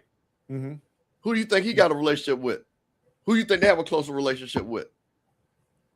Oliver Luck. Absolutely. So this is the thing that we see. And this is my one political statement, and then we can move on. You can't have these HBCUs. These HBCUs are a linchpin for voting, Black knowledge, and Black protests. Every HBCU has a history of protests and support of the Black community. So guess what? Yeah, let's have FAMU in disarray. Let's have Jack State in disarray. Let's have Texas Southern in disarray. Because it's part of the bigger machine. So if you look at Governor Hot Wheels, what better to do than put people in there that totally don't care about Texas Southern? Well, Let me say this. Guess who I booked for next week? Coach Chris Dishman. Oh, that's awesome. Just got off the phone with him. So let me ask you this here, Mr. Campbell, because I saw a really good interview with the head coach of Delaware State today. He was being interviewed by my homeboy and professor at TSU, Dr. Kenyatta Cavill. And what he said was that there's a lot of motion going on at Delaware State. They're getting the indoor facility being built, things of that nature. Let me ask you this. At a school like, can we attribute some of the success to what Deshaun Jackson received is because he has the political backing of his state? They're a blue state. And the one thing about it, at least with Joe Biden and all those guys that have been senators, and unlike the state of Mississippi or Florida where they give us a penny on a dollar, at least Delaware tried to give them 30 cents on the dollar. Well, you know, the history of that, I would say it's about time. Because the Delaware across town, which is right across town, is way in front of them. So it's what you would say, Rocky. It's about time. Well, I understand that, but just think about this. When you think about wasn't the governor at his press conference, the governor of Delaware, or a senator or something at his press conference, like when you talk about when you talk about. I'm saying that if TSU had that kind of support, just think about what kind of corporate support that would mean in the community for in Tallahassee, in Texas, even in Mississippi. Just what you would have access to if you had that kind of political support among the incumbent politicians. Let me say this. Let me say this because I've been around a long time. And Texas Southern and TSU. Guys, at the end of the day, what I always used to say, Rocky, what you got to do? You got to win. You got to win, Coach. And unfortunately, that's what you got to do. You got to win. And when you win, people want to invest in you. You know what I'm saying? And at the end of the day, with Delaware State, I take my hat off to Coach. He done a great job. He's got the formula. He's put great coaches around him, and he just handled the corporate part of it. He just handled that part, and the coaches coach. Same thing with Dion. Dion had all these great coaches around him, and he handled the PR part of it. You know what I'm saying? He didn't really bite down into the coaching part of it. He handled the PR. So. But let me say this. He has to be consistent over there at Delaware State. He has to, or it'll be a flash in the pan. Florida A&M, consistent blue bread win. They not just gonna stink for 10 years or 5 years. They just not gonna do it. You know what I mean? Jackson State, they ain't gonna do it. Alabama State, they sit right there in the Capitol. They board us from Alabama State. They not gonna let it out. But Texas Southern, Prairie View, you know what I'm saying? Grambling, they won. You know what I mean? Eddie Robinson. Pine Bluff, if Pine Bluff put together some winning seasons, it'll come together. At the end of the day, man, I promise you got to win some football games, man. That's the difference between Delaware, the University of Delaware, and Delaware State. University of Delaware, which they both was the FCS level, used to win year in and year out, and they got all the money. And Delaware State didn't get any money. So I at the end of the day, man, you got to win. You got to win, and that's why it's so important. Campbell, you appreciate this. Is that you gotta go out and get the right guy to be the head football coach. Well, Coach, you go in the terminal of all these losing coaches, they're not gonna put no money into your program. Well, because the state don't give money to athletics. Now, let me push back on that. Fobbs won down there at Grambling, and Bobby Jindal cut Grambling's money to almost they only were going to function for $5 million. Jackson State has been winning forever, and they still can't get a stadium. Fam, you've been winning forever. We can't get a stadium, so you can win. But those people against you, they don't care. They'll do like old Tater Tot down there in Mississippi. Congratulations, Jackson State. Well done for a national championship. But when Jackson State say, hey, can you give us money to fix the vet or give us money to get a new stadium? Oh, we don't know nothing about that. Congratulations, fam, you won a national championship. You know what they said? Let's have a joint parade with FSU. That was their thank you. That was their thank you, coach. So you can win all you want, to your point. And what you understand is this: we win despite of that, because you can win all they want, but them folks not gonna give you your money. You was at Tennessee State, but here's what you're saying: those people got stadiums. They all got stadiums. Grambling got a brand new stadium. It ain't is what 20, 30 years old, maybe 20 years old. Let me say I played down in there.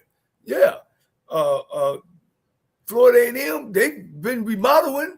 I don't know why they don't have a brand new stadium. They need more of a field house than a stadium. Whatever you want to say, Coach. Like Jackson State moved into the Memorial Stadium. So it ain't where it should be, but they got stadiums on campus. Prairie View just remodeled theirs because they under the A&M system. Hey, I guys. Let me say this. I think we both right. I think if you're winning, you do got a chance for people to want to donate money to you. I think you guys are both right, and I think you said it quite well, Mr. Campbell, that these teams, these coaches, these administrators, these institutions do a great job in spite of what the lack of political support that they get. But I wanted to, before we get out of here tonight, there's two things I wanted to discuss. One is SWAC Media Day. And I must admit, I watched quite a bit of it. I watched it on several different channels. And to your point, one of the most impressive things that I heard being said on SWAC Media Day is something that we're saying that we said today. Now, Coach Jackson said it much better than I ever could. But he simply said that we're not going to worry about what we don't have. We're not going to worry about, they get to eat steak and we eat peanut butter, something like that. But we're gonna line it up, strap it up, and give it all we got. I don't see that as being a bad message, for a group of young men that most likely when they go out into the world,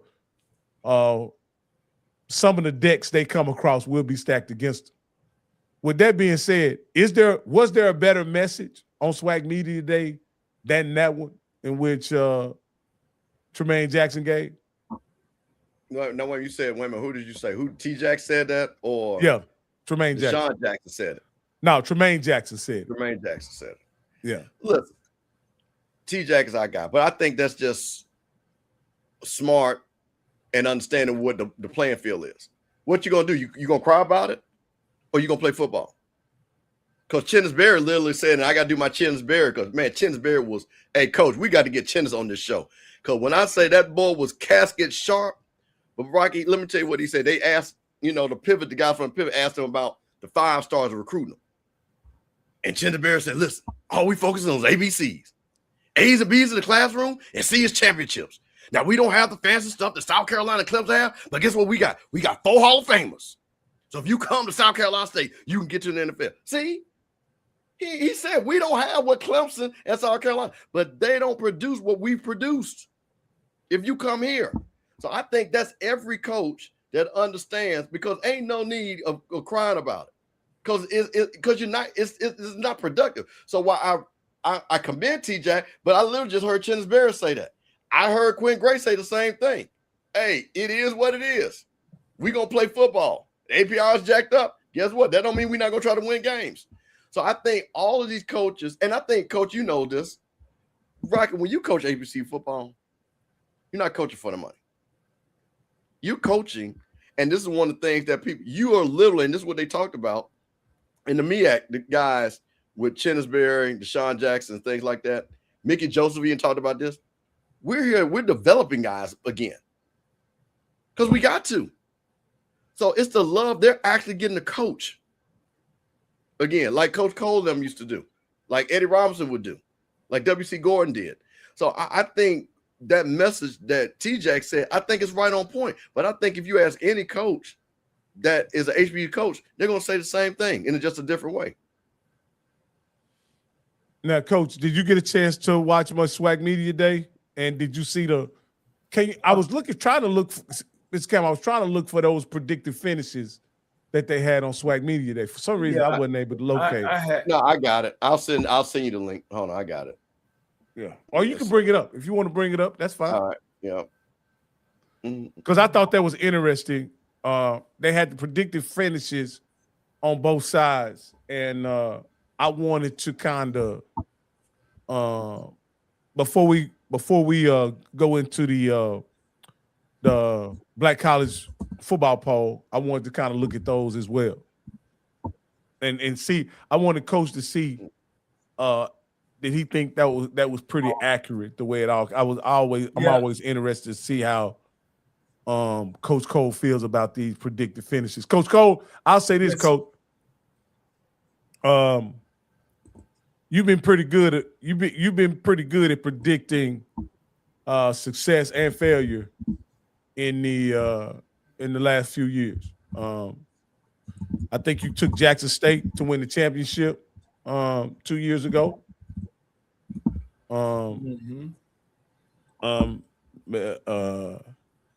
Even when I wanted Andrew Body, I thought Andrew Body was the favorite. You leaned in and said, Jackson State is going to be tough to beat, and they were too much, Coach. They were too much, and they were able to win it. I think we all had FAMU 3 years ago, didn't we? I think that was pretty much. I think Campbell paid us to say all agree that FAMU were going to win it in 23, and then last year. What was we didn't have no choice. And I think last year what was interesting, we all were very high on Prairie View. We all thought we didn't pick Prairie View to win the championship, but we thought definitely they would have a good showing in the West, and they actually did, and then ended up winning the championship. And we expected Alabama State to be very good last year. And they were. They just wasn't as good as Jackson State. And so you've been pretty good about that, Coach Cole. And I'm trying to filibuster until Campbell gets the all right. Gotcha. This is the predicted finish that came out of SWAC Media Day. I think this was voted on by the coaches, if I'm not mistaken, Mr. Campbell. I think that, coaching one of the SIADs, man, and ADs. Yeah. A couple of these things stood out to me as being kind of out of place. But what do you think about it when you just look at it? Let's just go over the East. We got Alabama State first, Jackson State. I think that's understandable. That's one, to me, that's 1A and 1B. And then in third, you coming up. Bethune-Cookman is coming up to almost what they're simply saying is they're going to duplicate what they did last year. FAMU is essentially going to be what they were last year. Alabama A&M is going to be what they were last year, and Mississippi Valley is going to be what they were last year. What do you think about that when you first see it, Coach Cole?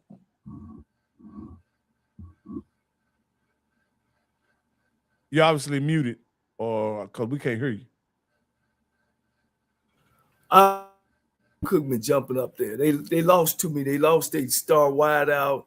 They lost their quarterback. I don't see them, and they outscored a lot of people last year. You know what I mean? On big plays. I don't see that. I think you're downplaying Florida A&M. I know they're not eligible for the playoffs, but they're gonna be tough. They're gonna be tough. They're gonna be tough every year. I think the coach there, is gonna get it done. I know a lot of the coaches on the staff. I know they're gonna put together some good things, and not only they gonna be good on the field, they're gonna be good off the field. So I got Alabama A&M is gonna be tough. I think that those two is definitely gonna be in front of Cookman.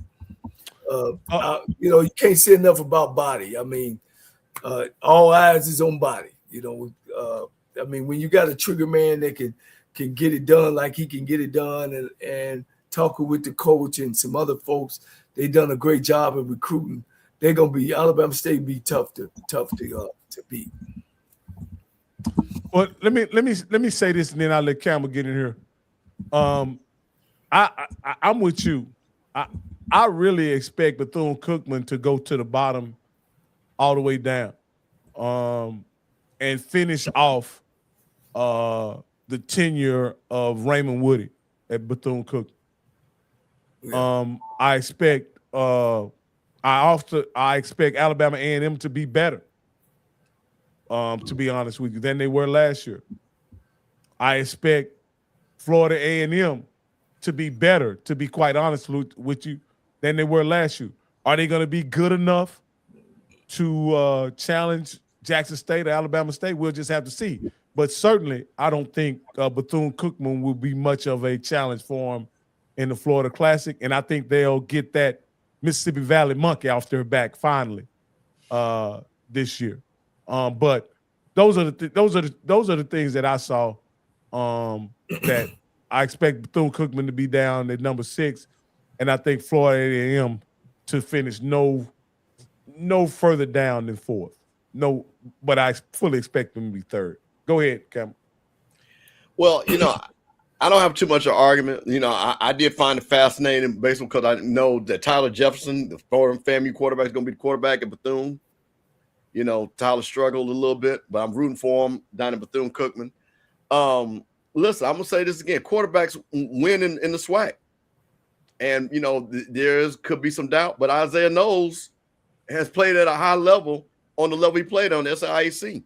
He's played a lot of football. I think he's probably, other than Andrew Body, probably got the most starts out of all the quarterbacks coming. Well, maybe Quad Brown because he's been there for 8 years. But overall, that's why I think FAMU, with just coaching, they're going to win 2 games that they lost just automatically. And I think definitely going to be Valley. So that's add 1. And I think they're going to be Bethune-Cookman just by coaching. So that puts them right there at 3rd if you just coach those games. The thing that I was very interested in and what I'm curious about is Texas Southern going down to 4th and Alcorn ahead. Maybe it's because Jalen Tolbert. But Grambling, again, I guess they feel good about their quarterback situation. Hey, go ahead and go over that side, Steve. Go ahead and go over that side. So, hey, listen, you can't doubt Prairie View. I think, like I said, again, we broke down and Blue broke it down, talking about Prairie View, what they're bringing back. I think they're bringing the most back. So, again, you can't doubt the coach. And Coach Cole let us know that day 1 and proved that to be true. Can't doubt that. I was on the bandwagon when it came to the championship game. I said, if Cam Peters plays, they're going to win. They did. Grambling, one of the things that I'm just curious about, again, it's not a secret. Bruce Eugene's going to be the OC. This ain't no secret. It's not official. But I'm really excited about that because I've seen Bruce coach, and I think that's going to be very interesting with that offense. The Alcorn Texas Southern thing, that's the thing that I'm struggling with. I could see Alcorn being third. They finished, strong. They played Jack State, to the end last year.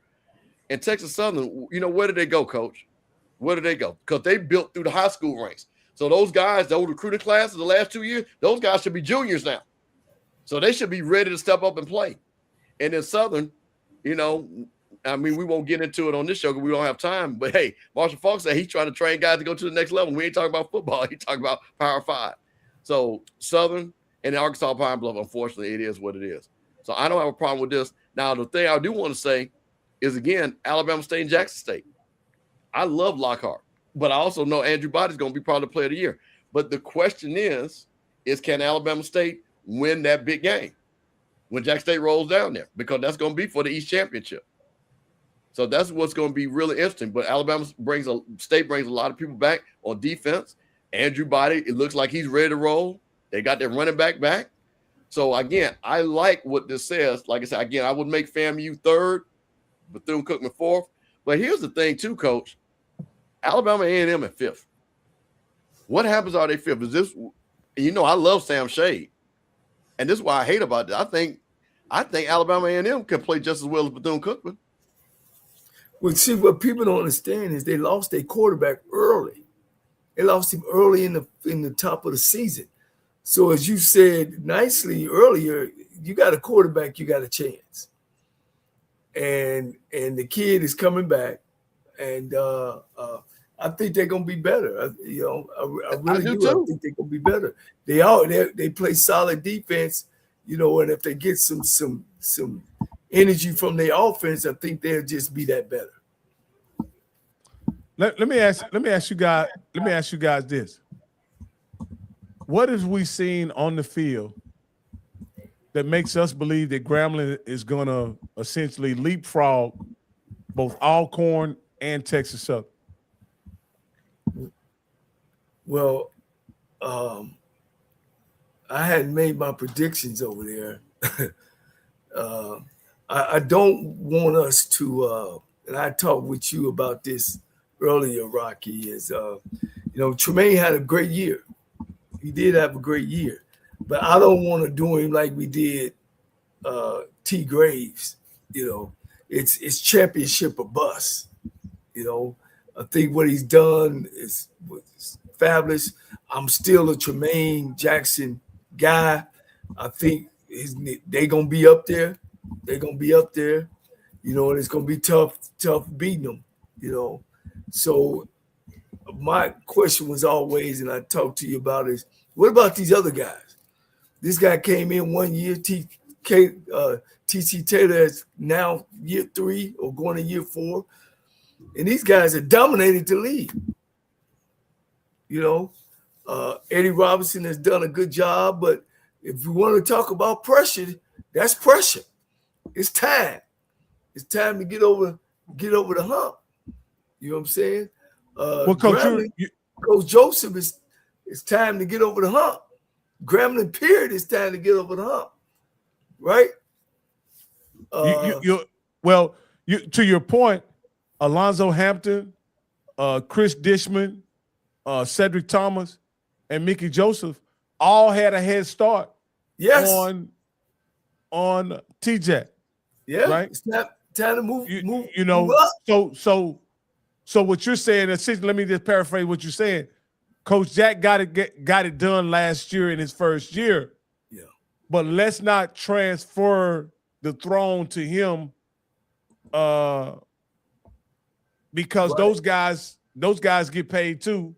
They got scholarship players, and they have a job, and they're expecting big things as well in their third year. Yeah, and we're picking the highest paid coach in the league. He like number 12. If you put the teams together, from Southern University, he way down there. But I see Prairie View throwing the hat. Well, let's talk about that, Coach, because you hadn't said much about it.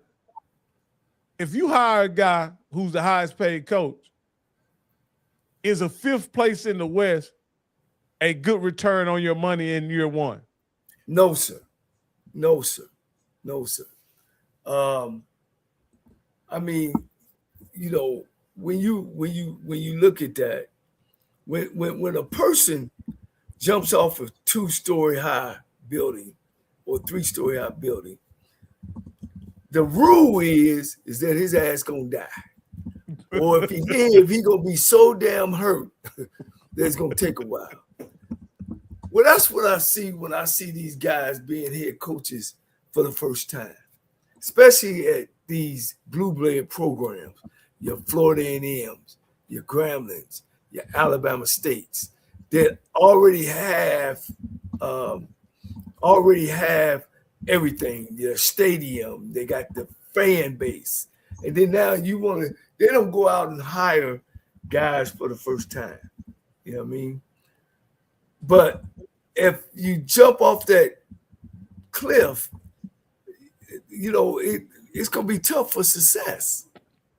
So that's why when I talk about Southern, and I talk about these pro coaches coming in being head coaches for the first time, stop giving them the whole meal up front.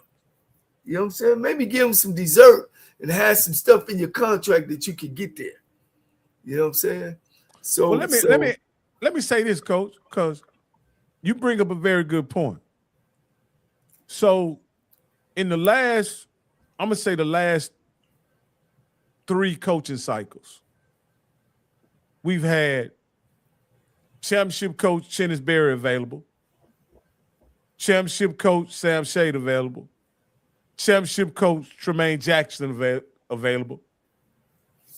Is it surprising to you that where those guys were hired, to this point, you have 3 Celebration Bowls and 2 and Chennis Berry as well. He was out there too. No, that's why I said Chennis Berry. Oh, okay. I'm sorry. I said Chennis Berry. So what I'm saying is they hired Chennis Berry, Sam Shade, Tremaine Jackson, right? Yes. All championship coaches at the D2 level. What I'm simply saying is 3 conference championships and 1 Celebration Bowl championship. Is that a good return on your money for hiring those 3 championship coaches? Now, we know Sam Shade didn't do very much last year, but he was hired with the same pedigree of those other guys. Right. Is that pretty good? I'll ask Steve. Steve, is that pretty good return on your investment for just hiring guys who had a championship pedigree at the Division II level? You talk about Sam Shade's record? No, I'm saying when you take about the guys who all had championship pedigree at the D2 level, we're talking Sam Shade, Chennis Berry, Tremaine Jackson. When you hire those guys and you end up with 3 conference championships and 1 Celebration Bowl championship over the course of the last 2 years, have the people got their money worth in the aggregate? Oh, absolutely. I tell you one thing, but when you look at these guys, and Coach knows this, coaching is coaching. That's why Alabama A&M, I think people are doing them a great disservice picking them 5th. Yeah. I think that I don't believe now, are they going to be 1, 2, or 3? No, I don't believe that. But I believe. And that's only because you got 3 of the schools that's been in the top in the last 10 years. Alabama State, Jackson State. They've been up there. What I was getting to, Coach, those 3 coaches have outperformed pretty much any first-year coach you've hired other than Dion as a head coach, right? When you talk about, because we could put Marshall Falk in that category, right? We could put Mike Vick in that category, right? Right. We could put Deshaun Jackson in that category, right? Right. We could even go back to Eddie Robinson if you really want to talk about it. When you talk about these first-year NFL guys, you've gotten far more money's worth by hiring a championship coach than these NFL guys. Is that what you're kind of saying, Coach? Is that you just get more from those guys who are professional head coaches with a championship pedigree than you get from a NFL superstar who decides to go into coaching? That's the bottom line, Coach. That's the putting in the pie. But that west side it's a toss up, man. It's a toss. I mean, Grambling is getting a new coordinator, right before coming in, and offenses is always behind defenses. You know what I'm saying? So with a new coordinator coming in, it's going to be up to that coordinator to change himself. That's going to be tough. Coach, let me ask you this. You were a coordinator. What was your first job calling plays at the D2 level? At the D1 level. At the D1 level. I actually started at the NAIA level, and my first was at Tennessee State in the OVC, Ohio Valley Conference, where we averaged 38.1, 39.4. In your first year? Yeah, my first year we led the league in passing, and we averaged right about 30, 31. And then the next year was 38, then the year after that was 39.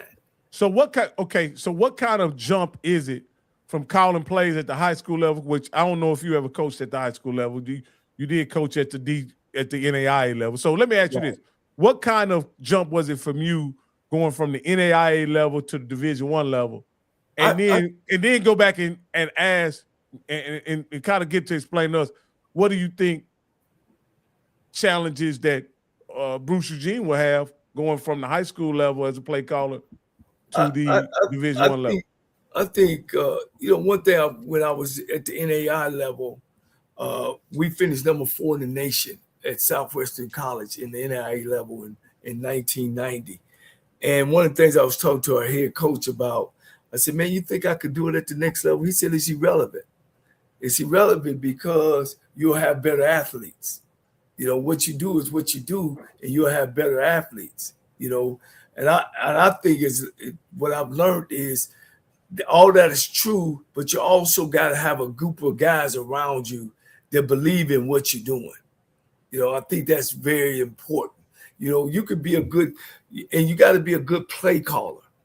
Some guys are good X's and O's guys, but not a good play caller. So that goes into it too. And again, I can't put emphasis on that everybody in that room got to be on the same page. Everybody got to be on the same page in that room. And everybody got to believe.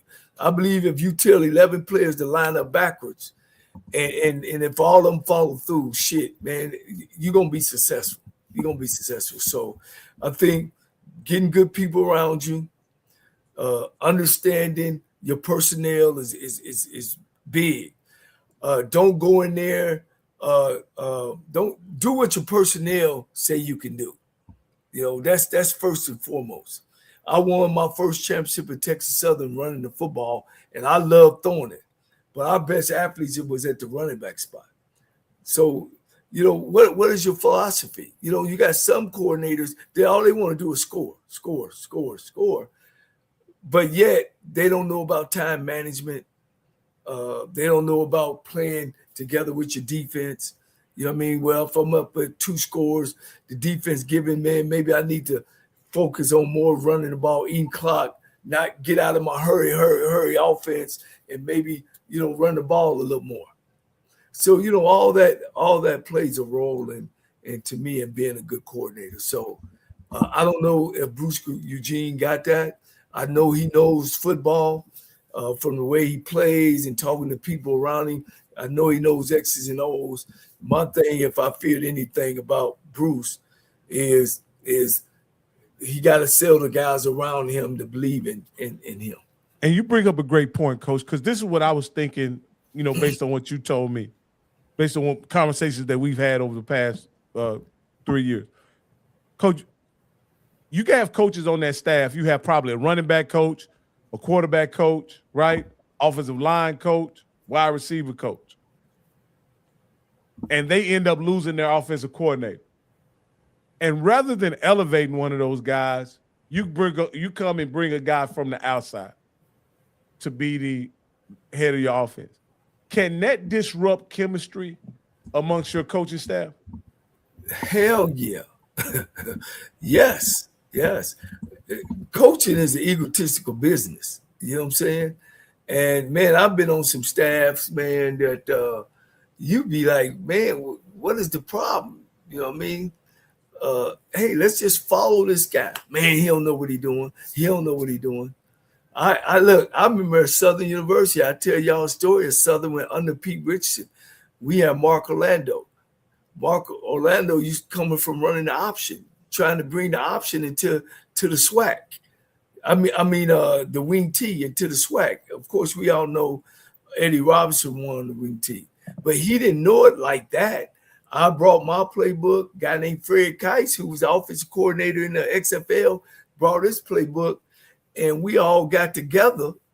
And with the defensive coordinator, a guy named Cliff Yoshida, was from Wake Forest or Virginia Tech. He said you can't run that offense at this level. And we, of course, we bought in, and I'll be honest, I really didn't like it because that wasn't me. And he told us, y'all won't gain a yard this week. And guess what, guys? We didn't gain a yard. So we had to go back into the playbook and put all our stuff together of what we going to do. Our defense was ranked number 1 in the country. So what we did was we're going to put the games in the defense's hands. It's a good thing you have Fred Kice, who's the championship OC, me, championship OC, Mark Orlando, I can't say enough.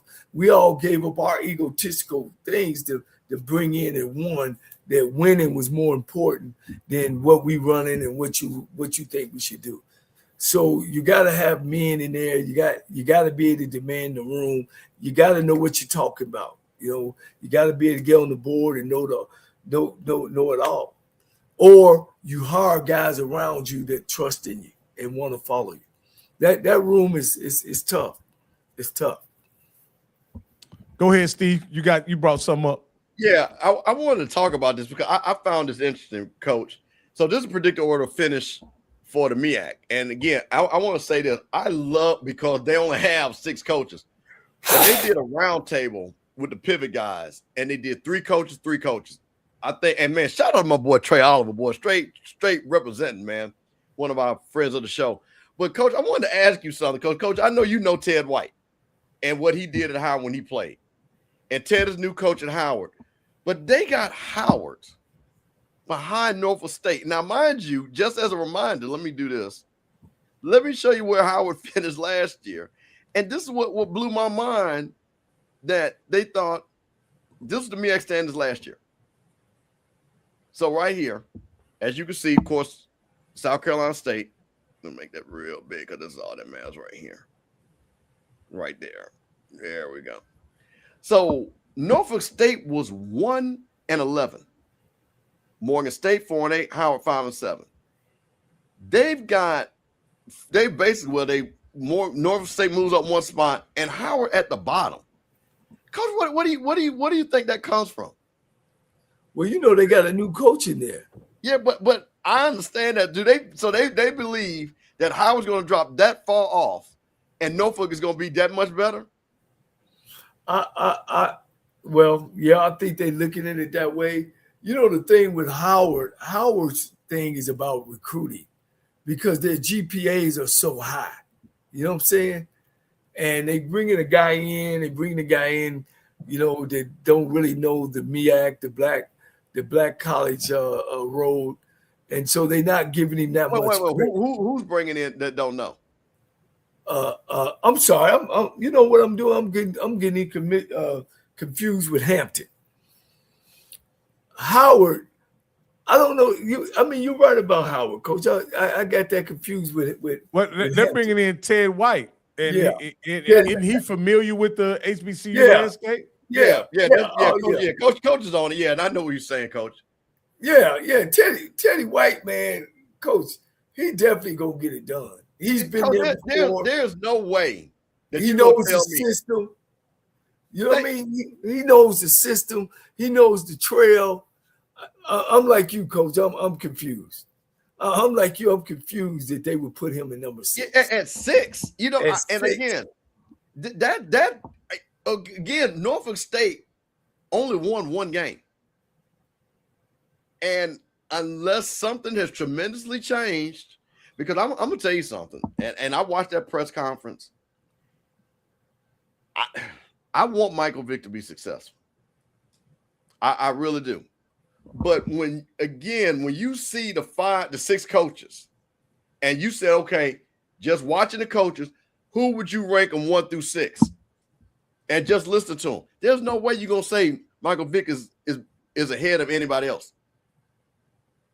He does not give that aura. So I don't know where I don't believe that Howard is going to be 6. And I'm sorry, and I think Norfolk State is going to have another problem this year. But that just blew my mind. And I know Ted Coach, we gotta get Ted White on here to see what he says about this. Yeah. Because right here. No, I got Ted. I already spoke with Teddy White. We just got to connect the time. Yeah, because this right here, when I looked at this, everybody else, again, of course, people, me and Scotty will text it back and forth. He feels that Delaware should be still number 2. Again, I'm just a Trey Oliver guy, and I just don't think. I think Trey Oliver has so much pride, and first of all, Delaware State beat them on homecoming. And I think Trey Oliver's never gonna forget that. And I think out of all the games he's going to circle, that is going to be the game he circles. So Trey I trust. So I do believe that. Look, Central will be number 2. I believe Delaware State is in a good state. They did a lot of great recruiting, but to see again Morgan State, who I just don't see moving anything positive. If you want to say Norfolk's going to be better than Morgan, I would. And I like Damon Wilson. I think he's a really good coach. I think they just haven't gotten it done. And he's been there for a long time. But there's no way you're gonna tell me that that Howard, and I just think, Coach, because you know what I say about Ted? I don't think people understand how smart he is. You know what I mean? Yeah. That's the thing about it. Coach, and he knows that he's been at Howard. He's coached at Howard before. So he knows where the restroom is. So he can get past all that trying to be familiar. He going straight in there and knowing what he got to do. Rocky, what do you think about when you see this? I mean, does this shock you, or because I know you? So my thought in this is, of course, I'm a huge Trey Oliver fan as well, right? And I think someone said, I don't want to say lazy journalism, but what I think they're doing is they're just picking Chinnisberry because he's won it the last 2 years. Trey Oliver is the most experienced coach, right? Deshaun Jackson has outperformed any other coach in the conference other than Trey Oliver and Chinnisberry, and Morgan State is better than had performed better than Norfolk last year. Norfolk was hideous last year, and I think they're just saying they can't be as bad as they were last year, so they'll be better than ours. Morgan won one game, and that was against Norfolk Rocky in the conference. I don't see Delaware State. I don't see Delaware State having the year they had last year. They had 4 Division II teams on their schedule. They lost their 2 tailbacks. Shit, one tailback went down. They don't. One of their tailbacks winning them. They made $1 million. They're gone.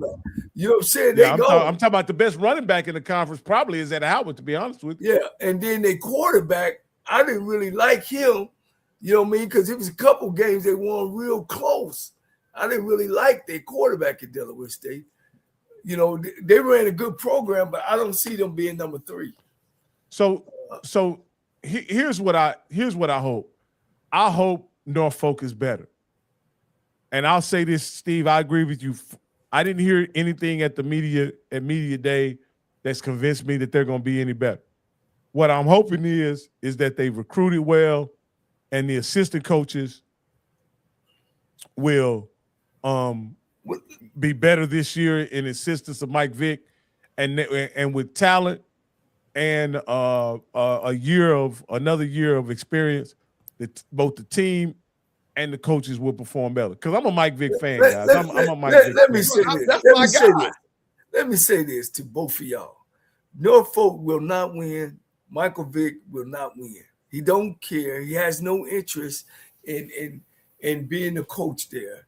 He's only there because of not because of the money. I don't know his money situation. It's because it was an opportunity. But it wasn't the opportunity he was looking for and wanting. It just fell in his lap, guys. his career is the guy who jumped off the fucking fourth building, and everybody think he's gonna live, but he ain't. He's gonna die. Now, number 7, Michael Vick. Yeah, that's my guy. but Michael Vick with the cap on, no sir. So let me ask you this, Coach. No sir. In 3 years, who will have the better record, Teddy White or Michael Vick? That's an insult to Teddy White, and Teddy White's a friend of mine. That's an insult. He'll have a better record the first year if he wins 3 games. It was shit if he win 2. Yeah. He already up. God, we love Michael Vick. Michael Vick is, man, highlight all He's a that. sports icon. Man, yeah. And we want him to be successful, Coach. But Coach, every time we watch and we talk, we like, Norfolk, Michael Vick, man. Can he put a hat on? Can he Now, Coach, get out his jeans? Will he talk like now, he Coach, wanna be there? I've seen this growth, not so much in college, but I have seen it in the NFL, where a team plays hard, which his team did play hard. 2, his team was very mistake prone last year. Yeah, they gave away a lot they of didn't games. play smart. Yeah, they didn't play smart. And I liken them to the Detroit Lions about 4 years ago. That year that they won like 2 games, but they played hard as hell, and they just found a way to lose every game. And then the next year they came back and won about 8 games.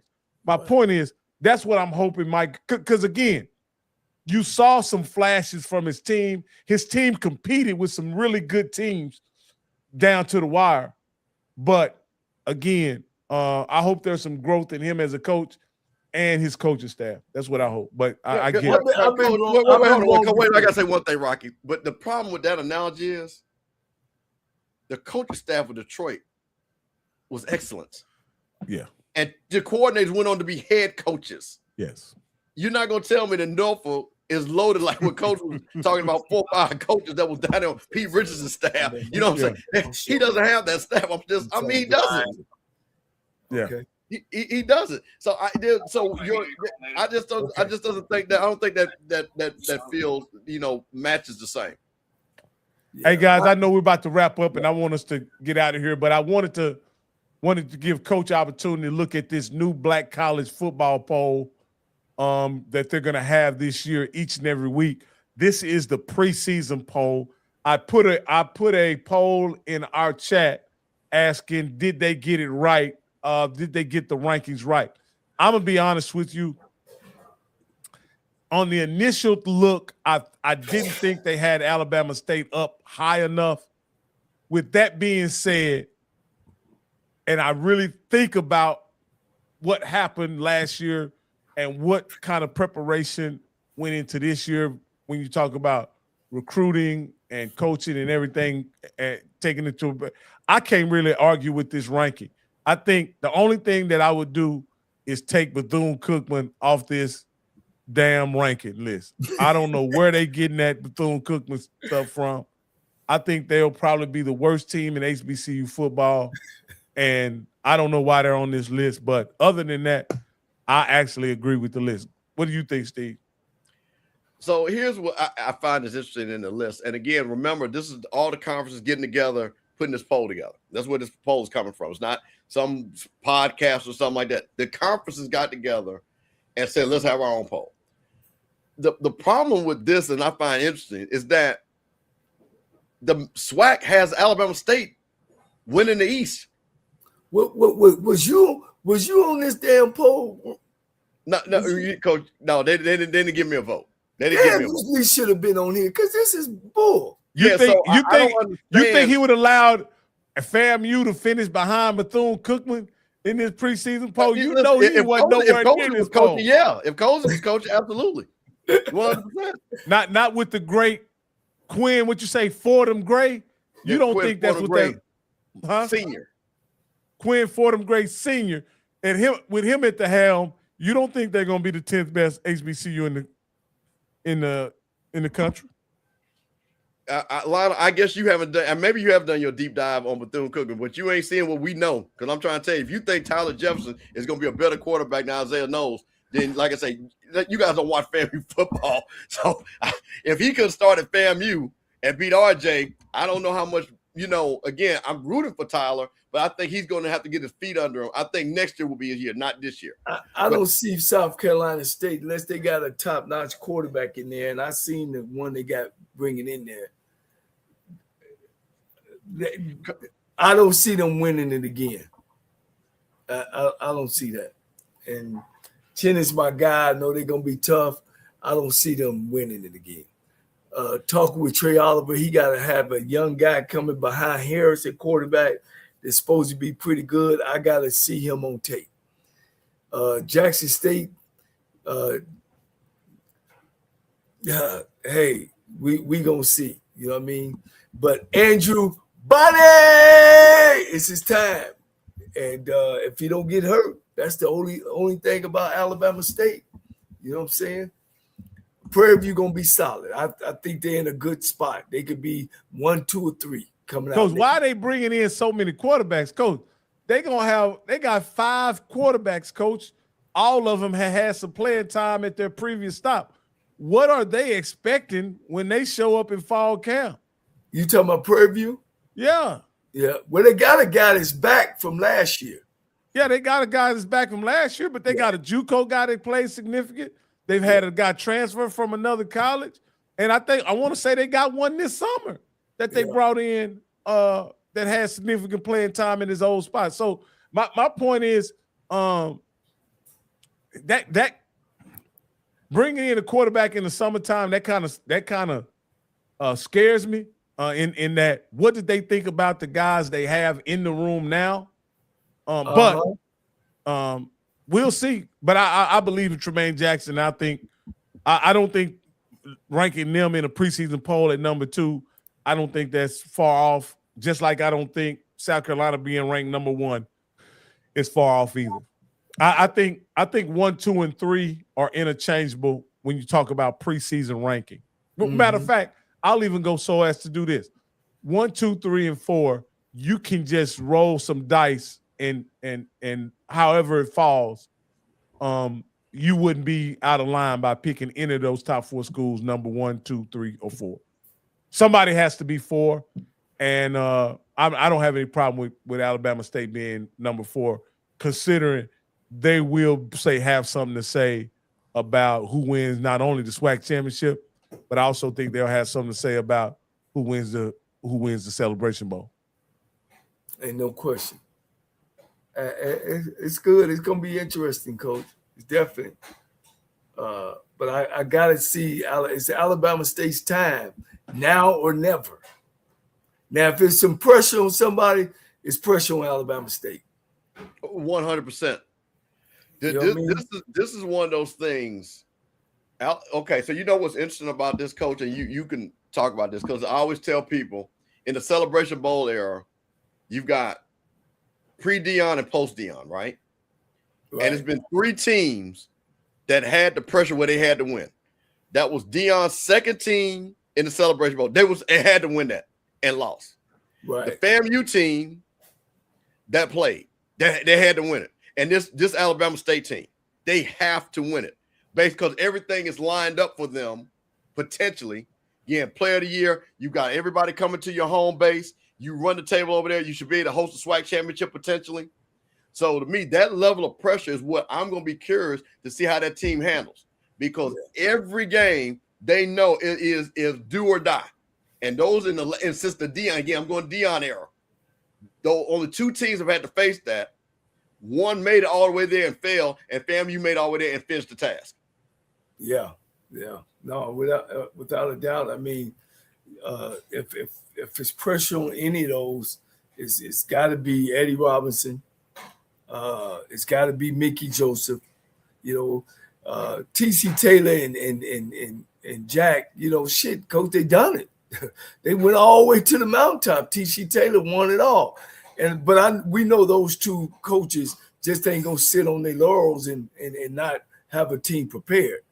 But when we're talking about pressure, we talked about it last year. Everybody threw everything on my man over there at Southern, and he, it ended up not happening. But we didn't feel like Southern was going to be that good anyway. You know what I'm saying? So it's time for some of those guys that's been in place, to make a run, to make a move. If not, we're gonna see a lot of movement next year. We're gonna see a lot of movement. Coach, Pine Bluff don't do it, huh?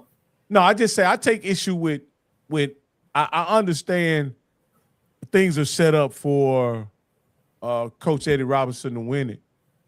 The pressure part of it is I don't process it because he's far and away exceeded expectations as a coach. He's been in some really tough situations as a coach, and he's been quite functional. And actually, his teams have operated at a high level considering the injuries that they faced at quarterback. In particular, all 4 years he's been the head coach.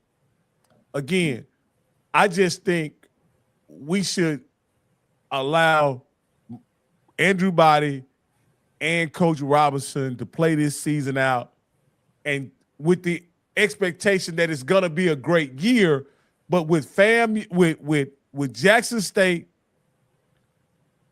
on that side of the West, I don't think you can say it's championship or bust, because I think anytime Jackson State, absolutely. Let me ask you this. No, sir. Let me ask both of y'all this. No, Coach, you go ahead. I'm gonna let you go. Let me ask both of y'all this.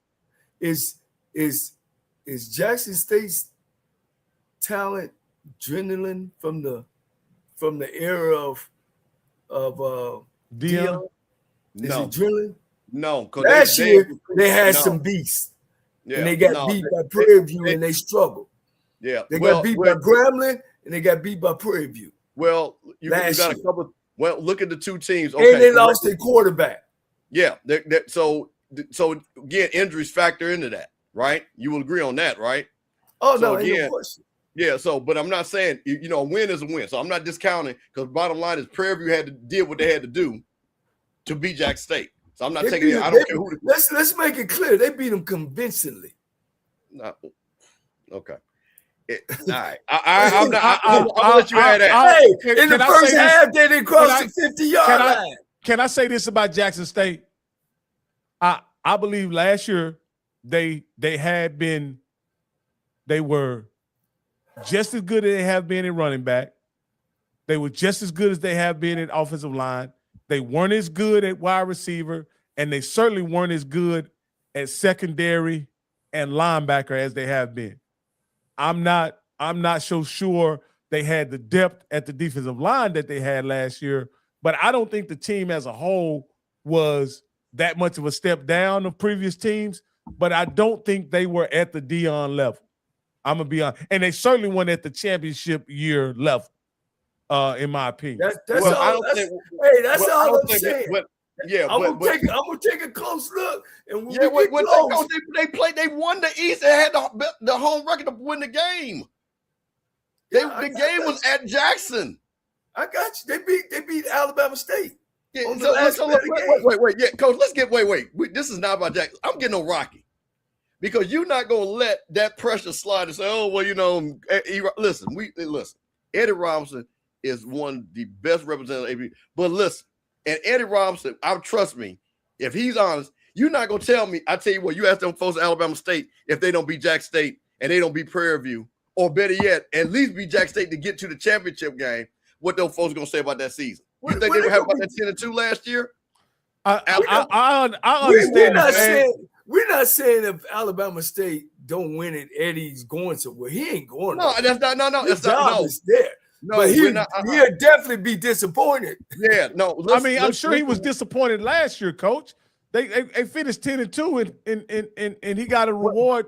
He won the opportunity to play Tuskegee on Thanksgiving. My point is that when you put that kind of if you put that kind of pressure on Alabama State, you're saying they're superior than Jackson State. You're saying they're superior than Prairie View. And I don't know that's the case. Wait, but hold on. That's okay. So hold on. I'm not arguing it. Who was picked to win the East? Alabama State. Yes. Okay, so let's stop right there. It's not like they're number 2. They are picked to win. Wait a minute. Hold on. They are picked to win the East. They have the offensive player of the year. They have a seasoned coach. And this is the same situation that Willie Simmons was in. We had the preseason offensive player of the year. We had a seasoned coach, and it was championship or bust. And Willie knew it, and everybody at FAMU expected. Y'all had the best team in the conference. Y'all finished just a tick behind. Okay, Jackson State in 2 dominant seasons. Willie was 22 and Dion in the SWAC. What are you talking about? I'm about to show you something, because here you go. So hold on. Coach, carry this water for a second. Carry this water as I'm about to show Rocky something. Give me 1 second. Willie was 22 and Dion. Like Willie had literally beat every team in the SWAC other than Jackson State So 2 years in a row. Right, you saying that it's not that much pressure on Alabama State? No, what I'm saying is, it's not a championship or bust season for them at this point, because I don't think it's solidified that they are the best team in the SWAC. Let me say, you can take this however you, because people can tear this down, but this is just a barometer. Look at this right here. Alabama State has a league high 9 preseason all-conference selections. 9, along with the offensive player of the year. Hold on. Let me remove this here. Go ahead. And we're gonna add.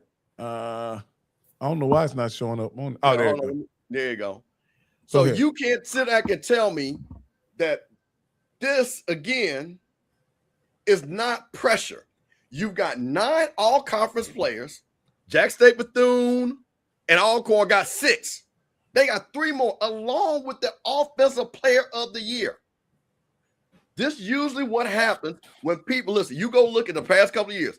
Usually the team that had the most all-conference preseason guys usually won the conference. Now, I don't know what happened with Prairie View. Maybe they did or did not. But I'm just saying this.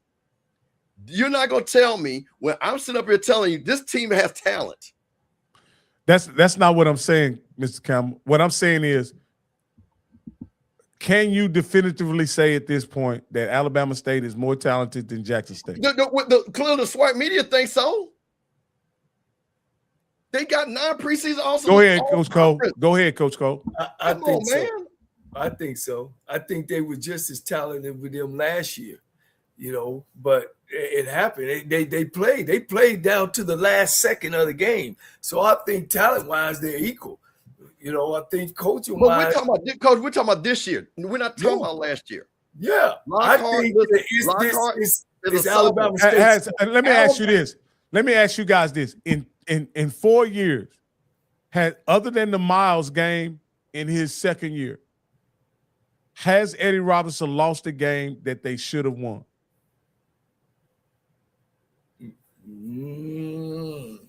Well, when FAMU was good, he wasn't going to beat FAMU Jack State, so we can go there. Wait a minute, didn't he lose to Southern a couple of years ago? They should have won that. Well, maybe. Let me see. Last year, he won them all. The year before that, he lost to Jackson State. And, I think they lose to Bethune-Cookman? Bethune-Cookman, maybe. Yeah.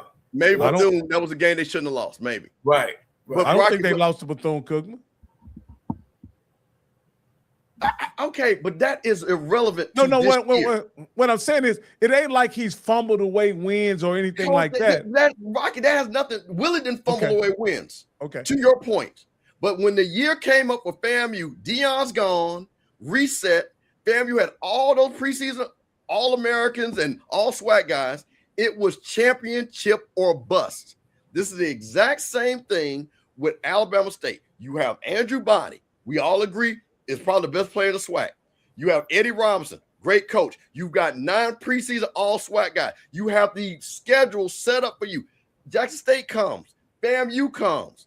Southern goes to the Magic City Classic.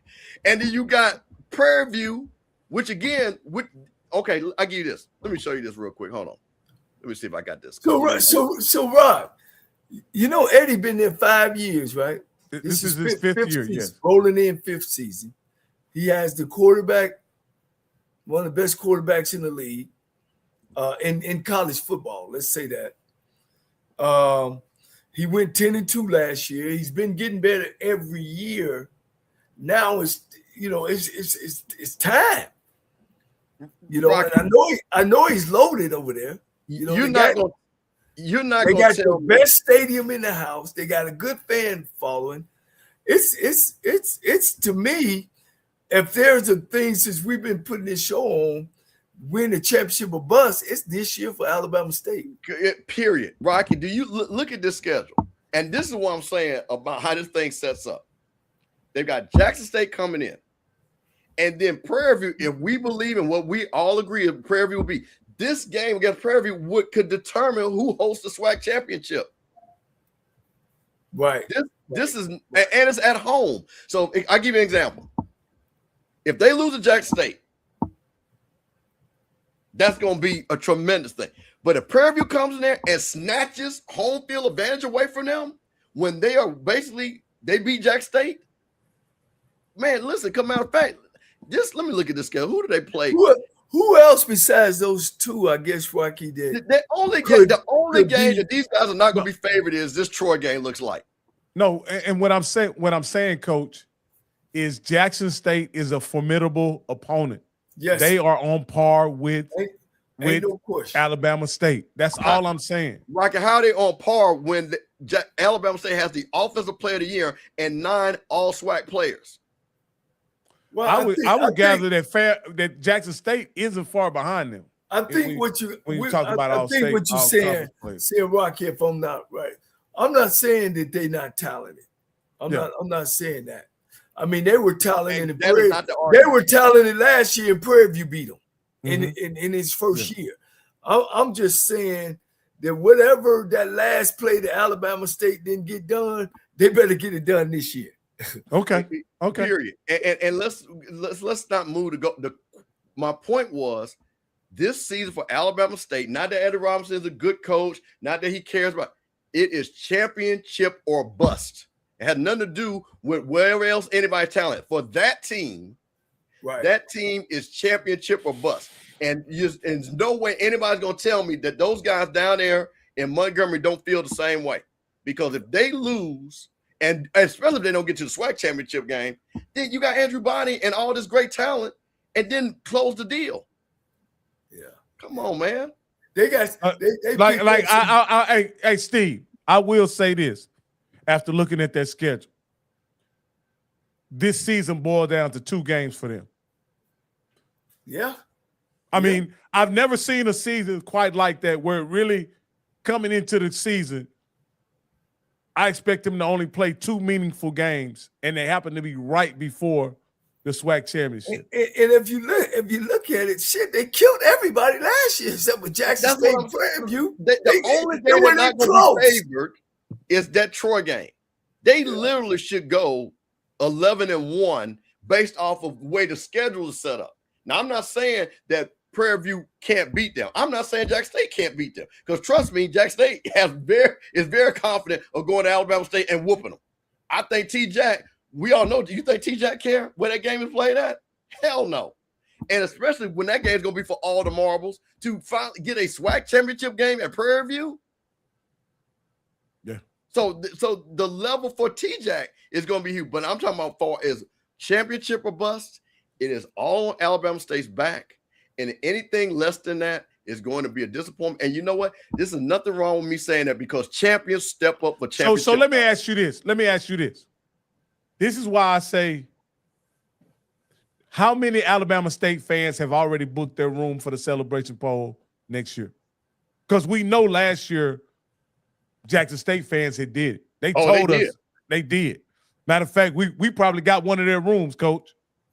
You know. Hey, they had ordered a sweet box at the Celebration Bowl and lost out on 12 grand. So how can it be championship or bust when you and Edwin says none? And I'm not, and again, I'm just making a point is that this season has to play out for them to win it. They're not going, their fans are not going in with the same confidence that Jackson State went in with last year. Rocky, that is not that you. Well, I tell you what, I talked to a lot of Alabama State guys. Are they booking their rooms? And listen, not only they booking their room, you understand something? They're like, hey, listen, we on 2 hours away from Atlanta. We coming Wednesday. Okay, all right. I tell you what, I'll get some Alabama State people to come on here. I'm gonna go as far as this too. Coach T.C. Taylor better open his eyes and better pull his staff close together because they sleeping. They sleeping. Hey, Alabama State fan, please don't conflate this as being hate. There's nothing I want to see more than Alabama State playing Prairie View for the SWAC championship in Prairie View, Texas. There's nothing I want to see more than that. I definitely want to see that. That's my girl right there. She watches There's everything. nothing I want to see more. She gonna be. I bet she got her rules. I'll be rooting for Alabama State in every game this season. Yo. You. I'm speaking. Andrew Body is my man. He's my man. From a coach. When Jackson State, they talent is fluffy. It ain't Deion talent. I'm not saying TC Taylor took players from him because he did a great job the year after, but they ain't there. They it's falling off a little bit. Just watch this year, and maybe I'm wrong, but it's falling off a bit. It's falling off a bit. So I'm gonna let you stay on that island right there, Coach, because like I said, I've seen what they're recruiting. Their recruiting has been hot. Matter of fact, they've been 1 or 2 every year since TC been there. They're recruiting. Yeah. And I'm talking about both high school and portal. Did they outperform PV this year in transfer portal? I know PV won last year in transfer portal. Did they outperform PV in the transfer portal this year? No, I think PV was one. One day line what you guys won again? Yeah. They was number PV one. was number 1 again? Yeah. Wow. So yeah, man, I'm looking forward to this season. I just, I'm looking forward to Andrew having a big season. But I think, again, when you talk about those 3 teams, Alabama State, Prairie View, and Jackson State, to me, they're 1A, 1B, 1C, man. And anything can happen between those 3 teams. Yes, sir. All right, guys, y'all got anything before we get out of here, Coach? Hey, I'm gonna drop off, and that's it, man. It's been a great time, and I'm just glad we back on. And next week we'll have Chris Dishman from next week. Guys, continue to follow us. We're trying to get this. We're trying to build enough for we can be able to be invited to the SWAC Media Day, for next year. And we want to bring it into your living rooms. We want to try to do some other good things around our program, but we need you to be hitting those ticks. We need you to pass the word to watch us. Every Tuesday, we definitely going to be on starting at 8 o'clock Central Time. Again, man, if you feel yourself at the end of the rope, you tie a knot and hold on tight, because from Coach's Corner, ain't nobody bad like you.